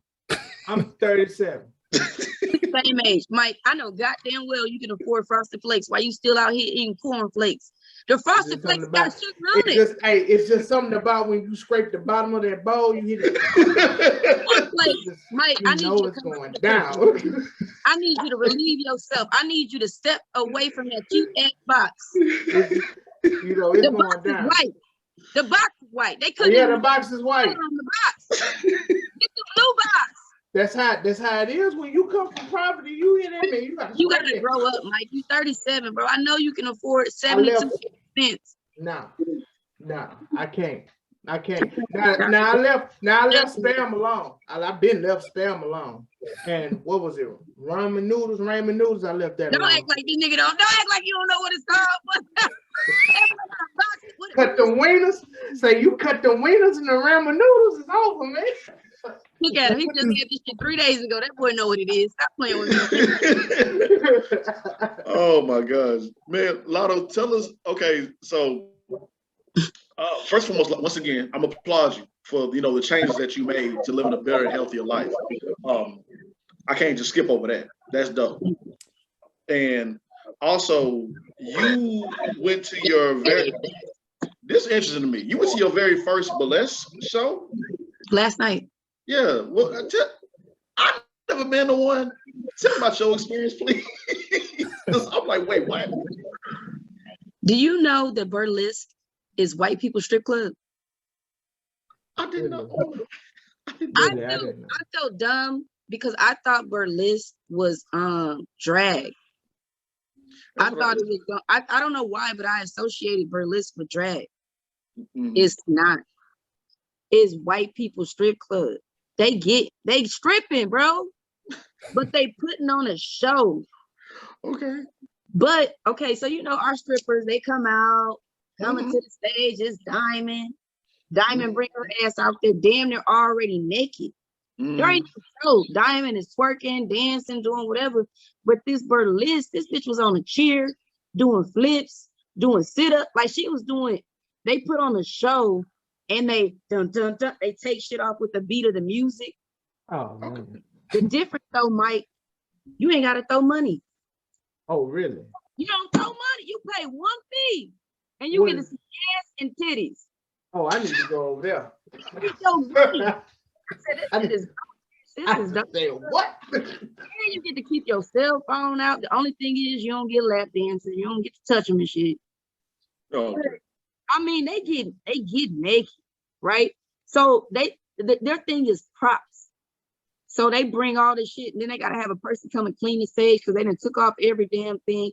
And then so me and the people next to me would start playing a game to figure out if they was gonna have pasties or tassels. James, check this. What the fuck? After they take off their top, they either gonna have pasties. Pasties is just like a little cover to cover the nipple. Right. Tassels is like pom-poms where it got the flurry stuff on it. So then they take it off and then they start and moving the tassels. I was impressed. Impressive. My mouth was dropped, bro. Like I said, these hoes is naked, and all I had to do was say $25 Man, to see this whole show. 4 bitches, bitch. Come on now. That's what's up. Hey. And then what they do is they take tips. They do right before intermission. They do tip. What they do is they let the baddest bitch go, the one that really put on the show. They let the baddest one put on the show go, and then they pull out the tip jar. The tip jar. I don't know if I'm supposed to be cussing on this. No, you good. Keep going. It's very interesting. They done made the lips around around, you know, like a cup type thing, a bigger cup, and they done put lips on it, and they got the little click and all that, right? Right. It's in my story. I ain't gonna lie. I went up there and put a little $2 in there. Okay. You got to show. Too. But Okay, I see. and then not only that, they do a raffle. Or no, they do an auction. They auction off a poster where they say all the ladies that was on the show and put their titties on the poster and signed it. They done touched them with the poster. Y'all know they sold a piece of paper for $50. What? Well, that's where they lost me. 20, and I'm thinking, here I am hustling these goddamn shot glasses for $10, where you get to keep it. Y'all, they bought somebody 25, you know, a poster where they supposedly put I said, you know what? I'm about to end this comedy shit. I'm about to start doing burlesque. For real. I actually did a burlesque show in April. That's one of the reasons I went. Okay. I've never done a burlesque show. It is April the 16th. Wow. April 16th, I will have my first burlesque show at the House of Blues. So I'm hosting it. So I just wanted to see what it looked like. And coincidentally, it was the show after the show I did. So that's what made me stick around to see that. And I think that the people booked me because of my boudoir shoot that I had. Shows that's coming up that you want the world to know about, and also where can we follow you? What can people follow you at? Yes, get to it. So as y'all know, my name is MC Lotto. That's MC.LOTTO, up and coming comedian right here in Houston. And you can follow me on all social media platforms just by following MC.LOTTO. I have a lot of stuff coming up. By the time this airs, I actually will. I perform tonight at the Comedy Lounge, and I get to perform in front of Bob Sumner. Bob Sumner is the creator of Def Comedy Jam. He also is the creator of Laugh Mobs. If you ever seen a Laugh Mob tracks, that's named after him. I got his card right here. I've been able to perform in front of him before. Okay, this whole background thing. Yeah. I see it. Before, and I was able to get his card before. So he'll be back here in Houston tonight, and it's going to be a total of 10 people, 5 women and 5 males.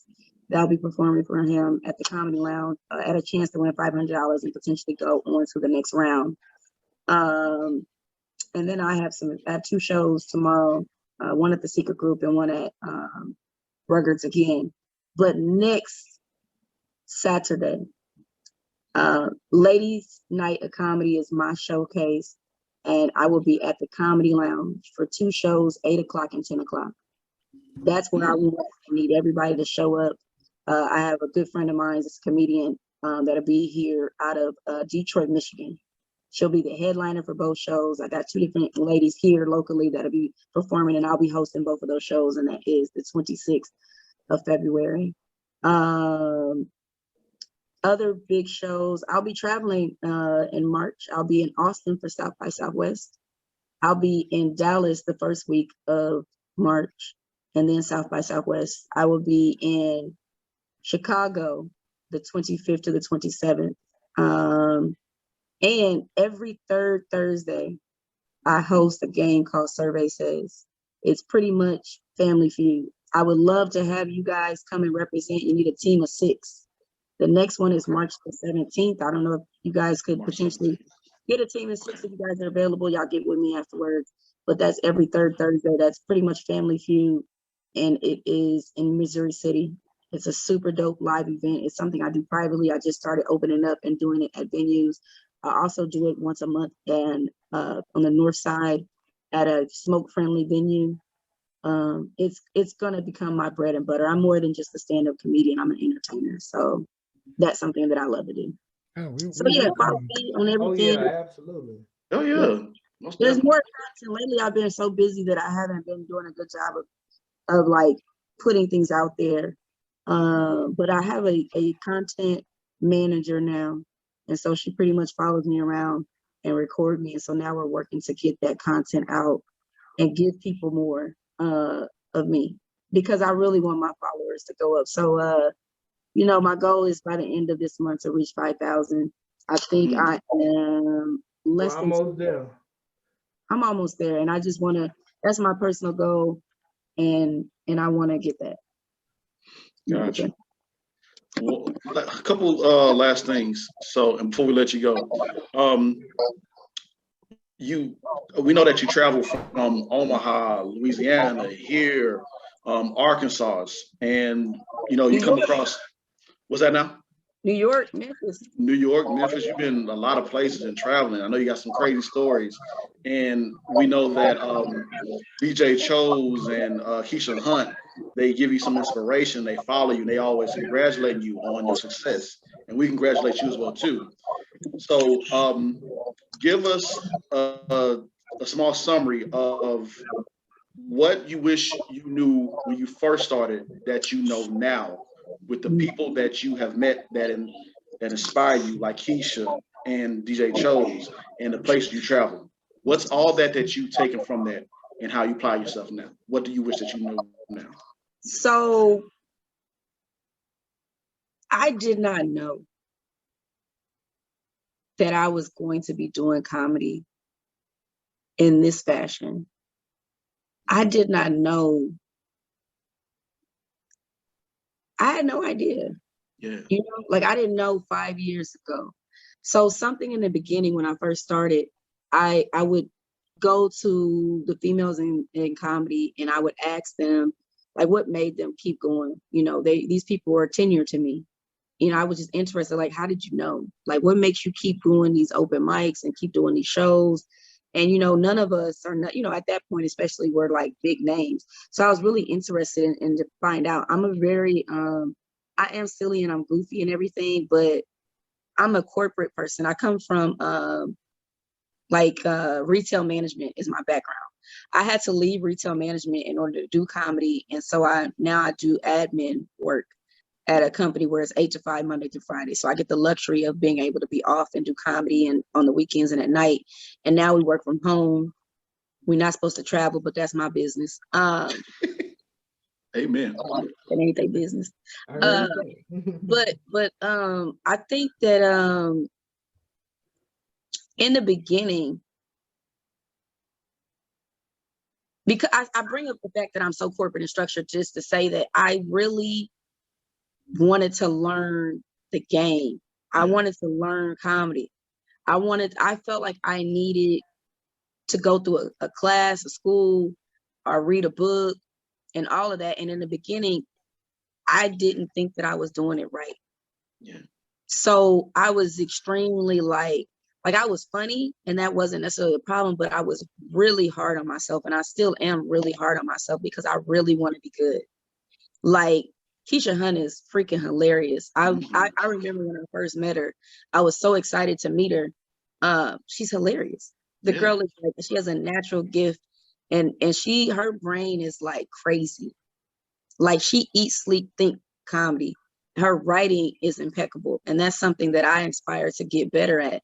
But in the beginning, I was so critical, so you know what I mean? So there was a point where I stopped, you know, just being raw. And I went back to read and, you know, learn this and learn that.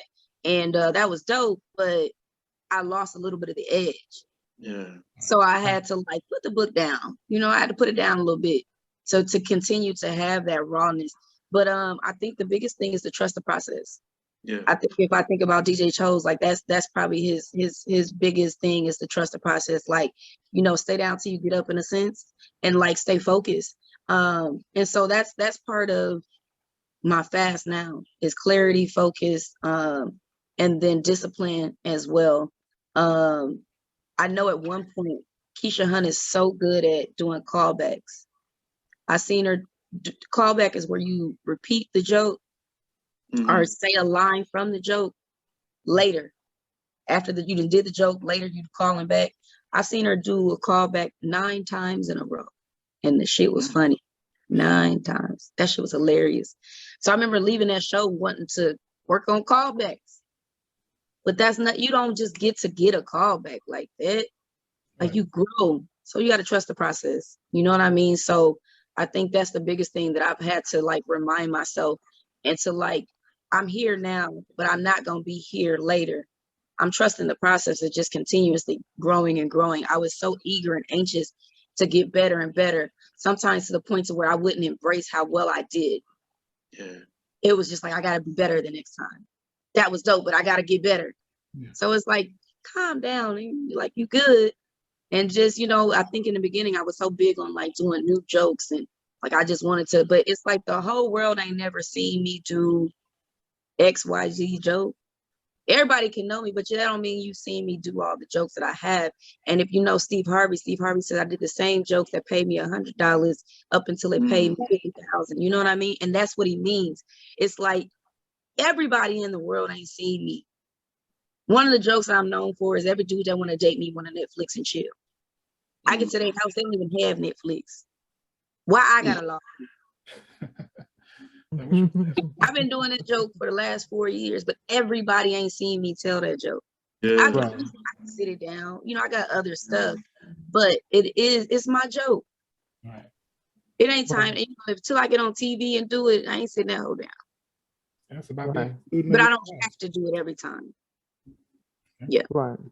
Trust the I process. was long-winded. I could have told y'all before. Shit, I talk. No, you're good. That's why we had this. This platform is to give you the platform to talk your talk. Thank you, Chris. Thank you. Yeah, we appreciate you. Podcast and they do all the talking. What the fuck you want me here for? They will never let me say shit. Exactly. That's the difference between us. Go ahead, James. Yes, ma'am. I did say something when I agreed to do this. Yeah. Do you remember what I said? You said make sure that y'all are on y'all's ish and be ready. I did. And y'all did that. I appreciate that. Man, appreciate it, man. Brad, thank you. Yeah. I had Lotto, you know. I had you on this thing, and then it's just like, so what you want to talk about? Like nigga. You invited me. You know how much stuff I could have been doing. Hey, Lotto, I have to redeem myself from that first time I met you. And y'all like, do a voice. I'm like, hold on now, wait, I can't just. I like, hold on. So he didn't do the voice. I said voiceovers and did 0 voices. It was right there on the spot, right there. But I'm like, see, that's how y'all skilled with y'all craft. Take me a good minute. I can do whatever voice you want me to do. I can do Eartha Kitt if you want me to do that. Let's do it now, since you brought her out. Okay. Put yourself on the stage. Put myself on the stage. Well, since you want me to do Eartha Kitt, my dear, I will tell you this. Sometimes doing Emperor's New Groove, I'll take a small little finger, and I'll put that box inside one box, and I'll take that box, put it inside another box, and I'll nail that box to myself, and then when it arrives, smash it with a hammer. Eartha Kitt, ladies and gentlemen. Whatever you want. My guess. That shit haunts me because old ladies keep talking to me right now. I don't want no more old ladies. Like, y'all leave me alone. Anyway. Hey, man, you better get that check. Hey. Get that check. You ain't got to do too much. 20 minutes and they done. Boy, they sleep. What that boy say? Get the money, get the head, then leave. Leave, man. Lotto, it has been a joy. Go ahead. Oh my gosh, man. Lotto, it's been a joy having you here. You're hilarious. We're gonna be keeping in contact with you. Go to your shows. So tell everybody where we can find you at. Instagram and Facebook. You already did that, Chris James. did it. I wasn't gonna say it, Mike. Chris asked that about 10 minutes ago. I just took already asked it. She did do that, didn't she? James getting old in his age. But she plugged my shit again. I just want to win. That's my slogan. MC Lotto is the name. You can follow me at mc.lotto. Again, February the 26th. I really want to have 2 sold out shows. I'm gonna be posting flyers and videos. I just ask, even if you can't make it, if you just share, reply, or comment on it, tell a friend to tell a friend. I'm trying to turn that hoe out. So I got something to prove, and I want the venue to know that they need me every month to do that show because I can pack it out. So that's my immediate main focus. Survey says every third Thursday in Mo City Bar and Grill. I got some people that are interested in me bringing it to their venues as well, some big venues. I'm just kind of, working it out because you ain't just gonna get my shit just to get my shit. Right. I don't do things just for the money. Like, I love this. This is my baby. This is my passion. And sometimes everything is not for everybody. Right. So y'all know my slogan is I just want to win. It's not just about me winning. It's about everybody around me winning. So I want to see Just Acting Up, JAU, Just Acting Up. I don't know why I thought it was. I want to see Just Acting Up win. And I want everybody individually and as a crew to win. And I do this at the end of all my shows. When I say MC, y'all say Lotto. MC. Lotto. MC. Lotto.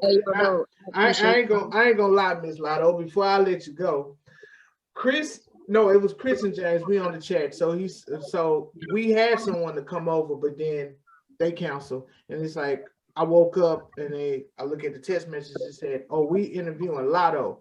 I must have fell out of my bed. I said, "Lotto, that Lotto, that Lotto." Hold up, man. Hey, you talking about Big Lotto?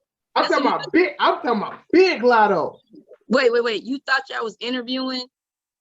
All I saw was Lotto. That's all I saw was Lotto. When you wake up, you think y'all like where y'all had made it to interviewing? You thought Just Acting Up had a no disrespect to nobody. All I saw was Lotto, and I almost fell out my seat. I almost quit my job that day. So you thought that y'all had made it to the point to where. Okay. All I saw was Lotto. That's everything. Hey, hold up. He wasn't talking about the Texas Lotto. He wasn't talking about the Austin, talking about the Louisiana Lotto. So what else Lotto? Who Lotto? We going Big Lotto. Respect. Big Lotto. Big respect. Okay. We pretty much around the same time. I don't know where she got her name from, but my name was completely a complete fluke. Excuse me, real quick before I get out of here. I used to want to MC and host events. Gotcha. There's a bar that used to let me get on the mic and clown, just hype people up. There was a DJ that would show me how the DJ stuff worked because I always kind of wanted to MC and host. So I was interested in like radio. I'm really not that great at remembering the words to songs though, but I'm really big on like hyping people up. Like, okay, I see you, boo, let's go. Like that's me. If you see me somewhere that I'm pretty much doing that. So they used to let me get on the mic. There was another guy that used to actually MC at bars and stuff. And he used to go and get on the mic with me every once in a while. And when I moved to Houston as an adult 10 years ago or 12 years ago, however long ago it was, my sister was like, you need to get a Twitter. Get a Twitter. You can meet people. But when you do your Twitter, let your name be something different. Don't just do your name. So I made my Twitter is I Hit the Lotto. And it was I hit the lotto because when I moved to Houston, it was like a restart for me. When you get the lotto, those people get a restart on life. And so one day I was at the bar and they were like, hey, they want to get us on the mic. Oh, we're about to get on the mic. What's your MC name? I didn't have no goddamn MC name. I didn't know what an MC name was. But I didn't want this man to know that I didn't have an MC name. So I just said MC Lotto. And that's what I told him, MC Lotto. So he didn't introduce me as MC Lotto. A couple months later is when I got my chance to do open mic for the first time. And the man said, you got to write your stage name down. I ain't got no damn stage name. It's my first time doing this. So I wrote down MC Lotto. It worked. So I've been going by MC Lotto 5 years later. I got this shit tatted on me. I done got MC Lotto tatted on me. That's dope. Hey. Like, this is something I created. Big. And that's why this is dope. You know why? They can't take this shit from me. Nah. I made this shit. You understand what I'm saying? It's mine. You can never, this is some shit you can never take from me. Ain't nobody give me this name. My first year, it was a dude that he's a comedian. I don't know. He's been doing this comedy longer than me. He said you need to change your name. That's not a comedy name. You need to change your name. That man pays me to do his shows now. I ain't changing shit. Come right back around. Yeah. All right, Lotto. We're gonna get you out of here. You as well. Thank you for joining Many us. blessings to you. You're gonna go far, girl. We already know. And we're gonna have to do that survey says too. Yeah, we're gonna catch the show. Yeah, I appreciate y'all. Y'all have a good day. You too. All right. Appreciate you. Bye.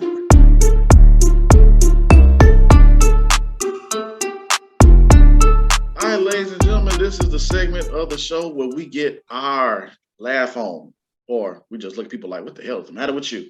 It's the Just Acting Up Award. And who has been just acting up, Chris? Tell us, brother. Well, you know, I got two of them for y'all today. So, you know, the first one comes from Santa Fe, New Mexico.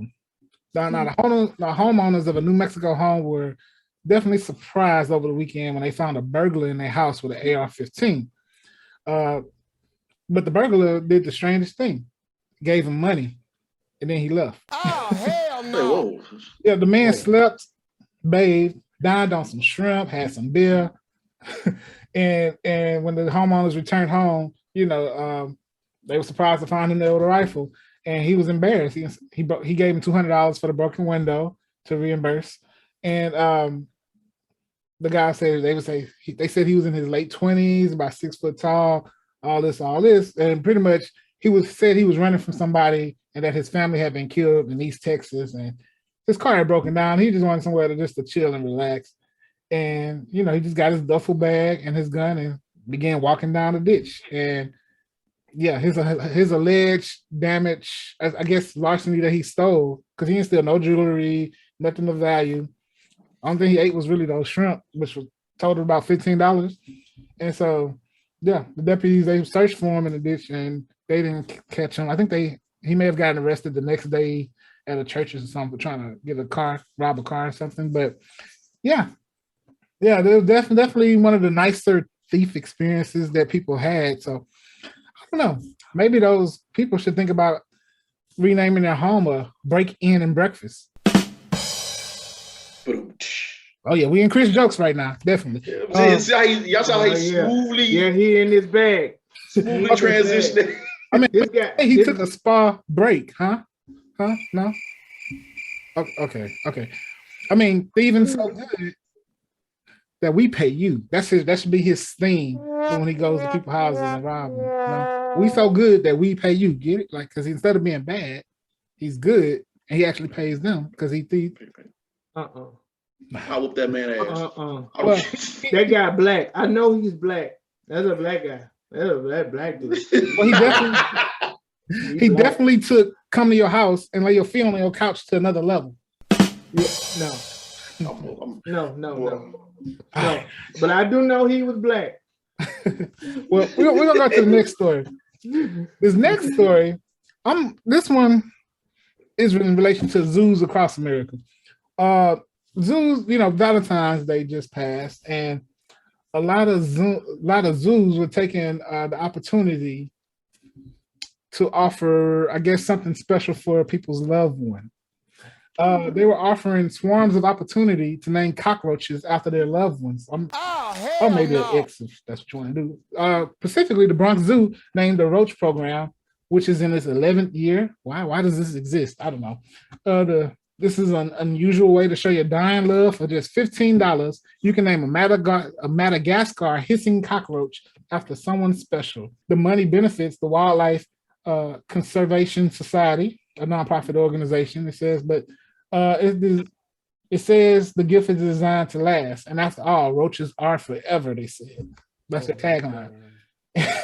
A satisfied roach namer and lover of romance, she named her roach for a Valentine's Day gift that said roses and chocolates come and go, but roaches last for eternity, just like your love. So people are really doing this, or really did this rather, since Valentine's has passed. And then also the zoo also offer other items like roach socks and roach beanies. You know, even at our own local Houston Museum of Natural Science, you can buy an Endless Love Name a Roach pen for $10. Oh, hell no. Yeah. Comes with a digital certificate and everything of naming a roach. There are two things we're still for sure will last forever. True love and roaches is what the site reads. And so, you know, I mean, if it doesn't work out with the person you named the roach after, I guess it'll be a heartbreak roach tale. Come on. No, That's that was a good. good. That's one. good. Okay, That's good. That wasn't no good one. I mean, if it was Valentine's Day, I wonder people who named those roaches. I wonder if they watched "It's a Bug's Life." Maybe that's the movie they watched. "It's a Bug's Life" as a romance. You know, because he did find love in that movie. You know, it was like a romantic comedy. You know, He did find love in the movie. I watched that movie one time in my life. No. Well, maybe they was on the couch. I wonder why did the person present that to their loved one? Was it like, you know, you just crawled into my heart, girl? No. Okay. I'll try again next week. You'll try again next week. Well, why does it have to be a roach though? You know, and how much again was it they paid for this? Well, $15 to name the roach. You know, people pay money to name themselves after a star in space. That's a little bit more romantic. I wouldn't pay that amount for the star or the roach. But why? What is wrong? You know what? That's it. It's just it's the cheaper way of saying that I love you. Like, is it Paris? It got to be in Paris. I know it's overseas where they got this little chain fence and they have all these. It's in Paris. The locks with the bridge locks, the bridge locks. Yeah, but you gotta. Yeah, but in Paris ain't just up the street now. You go to Paris, France ain't up the street now. You gotta get on the plane. You gotta book the ticket. Get on the plane. Get on the whole hotel. You do all that. If somebody named a roach after me, I'm like, is that what you think of me? I think I love you. Like, you think of me so much that you're gonna name a cockroach after me? You gonna name a cockroach after me? Exactly. Yeah, $15. You gonna name a cockroach after me? You trying to say? You know what I'm saying? Like, yeah.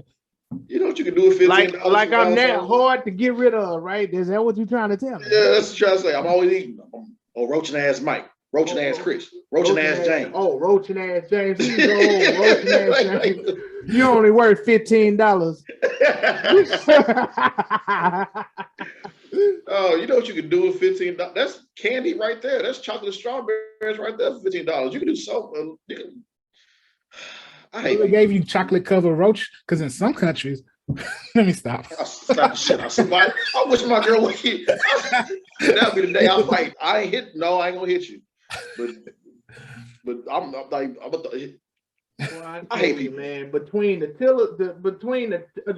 Twitter, what is it? The Tinder swiller and the cockroach business, and for Valentine's, I'm just too honest for this world.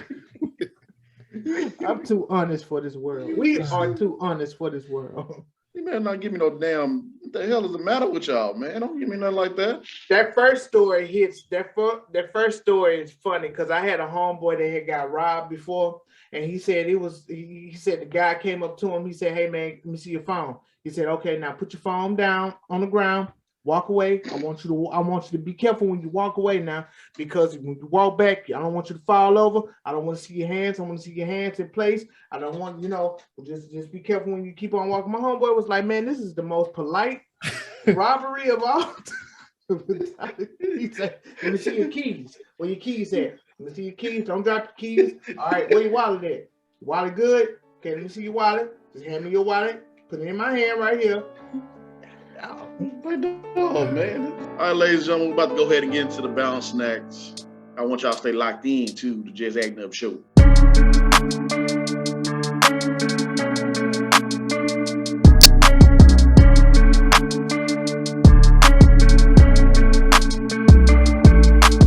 Okay, y'all, this is the balance snack where we give out flowers and roses to those who have passed on and gone their way, or we acknowledge them for the hard work they have done. Not just celebrities that's in the entertainment world, but also regular folk such as ourselves, or regular folk that are at a certain plateau that we just have to acknowledge. So let's go ahead and get into it. No Doja Cat. Sorry. So this guy right here found this on the Shade Room.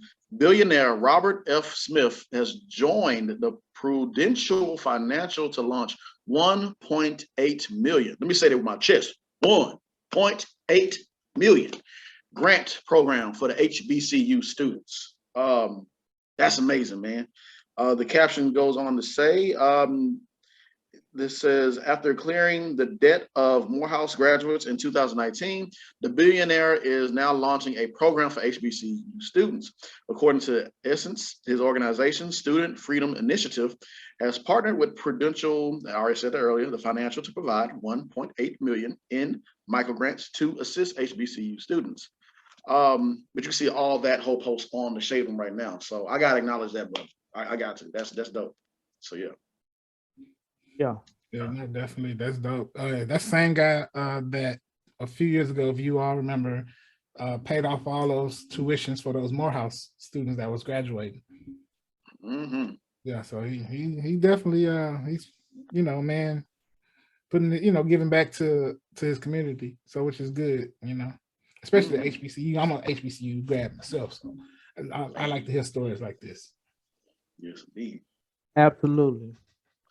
Absolutely. And more news for on the entertainment side. Let me see. It was Jay-Z, Lil Baby, and Meek Mill, and who else am I forgetting? That's it. That's it? Yeah. There's all three of them? Yeah. Partnered up with who again? They partnered up with. Well, they teamed up and they purchased Mitchell and Ness. There you go. For $250 million. No, that's good to see. Yeah.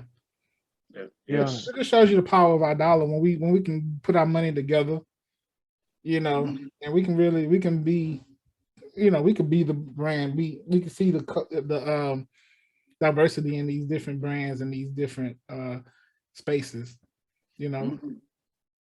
Yeah, man. You forget how popular Mitchell and Ness was, still is. So absolutely, man. Shout out to them. We didn't give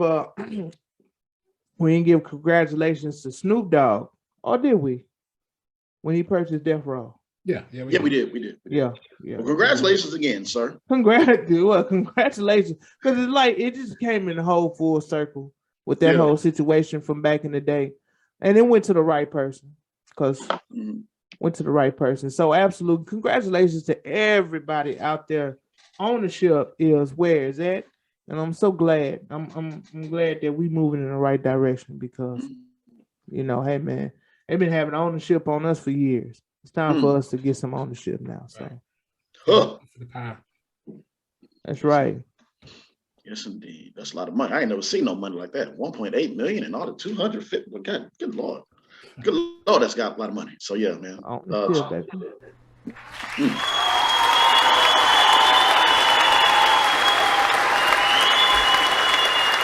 Just type it in. Yay.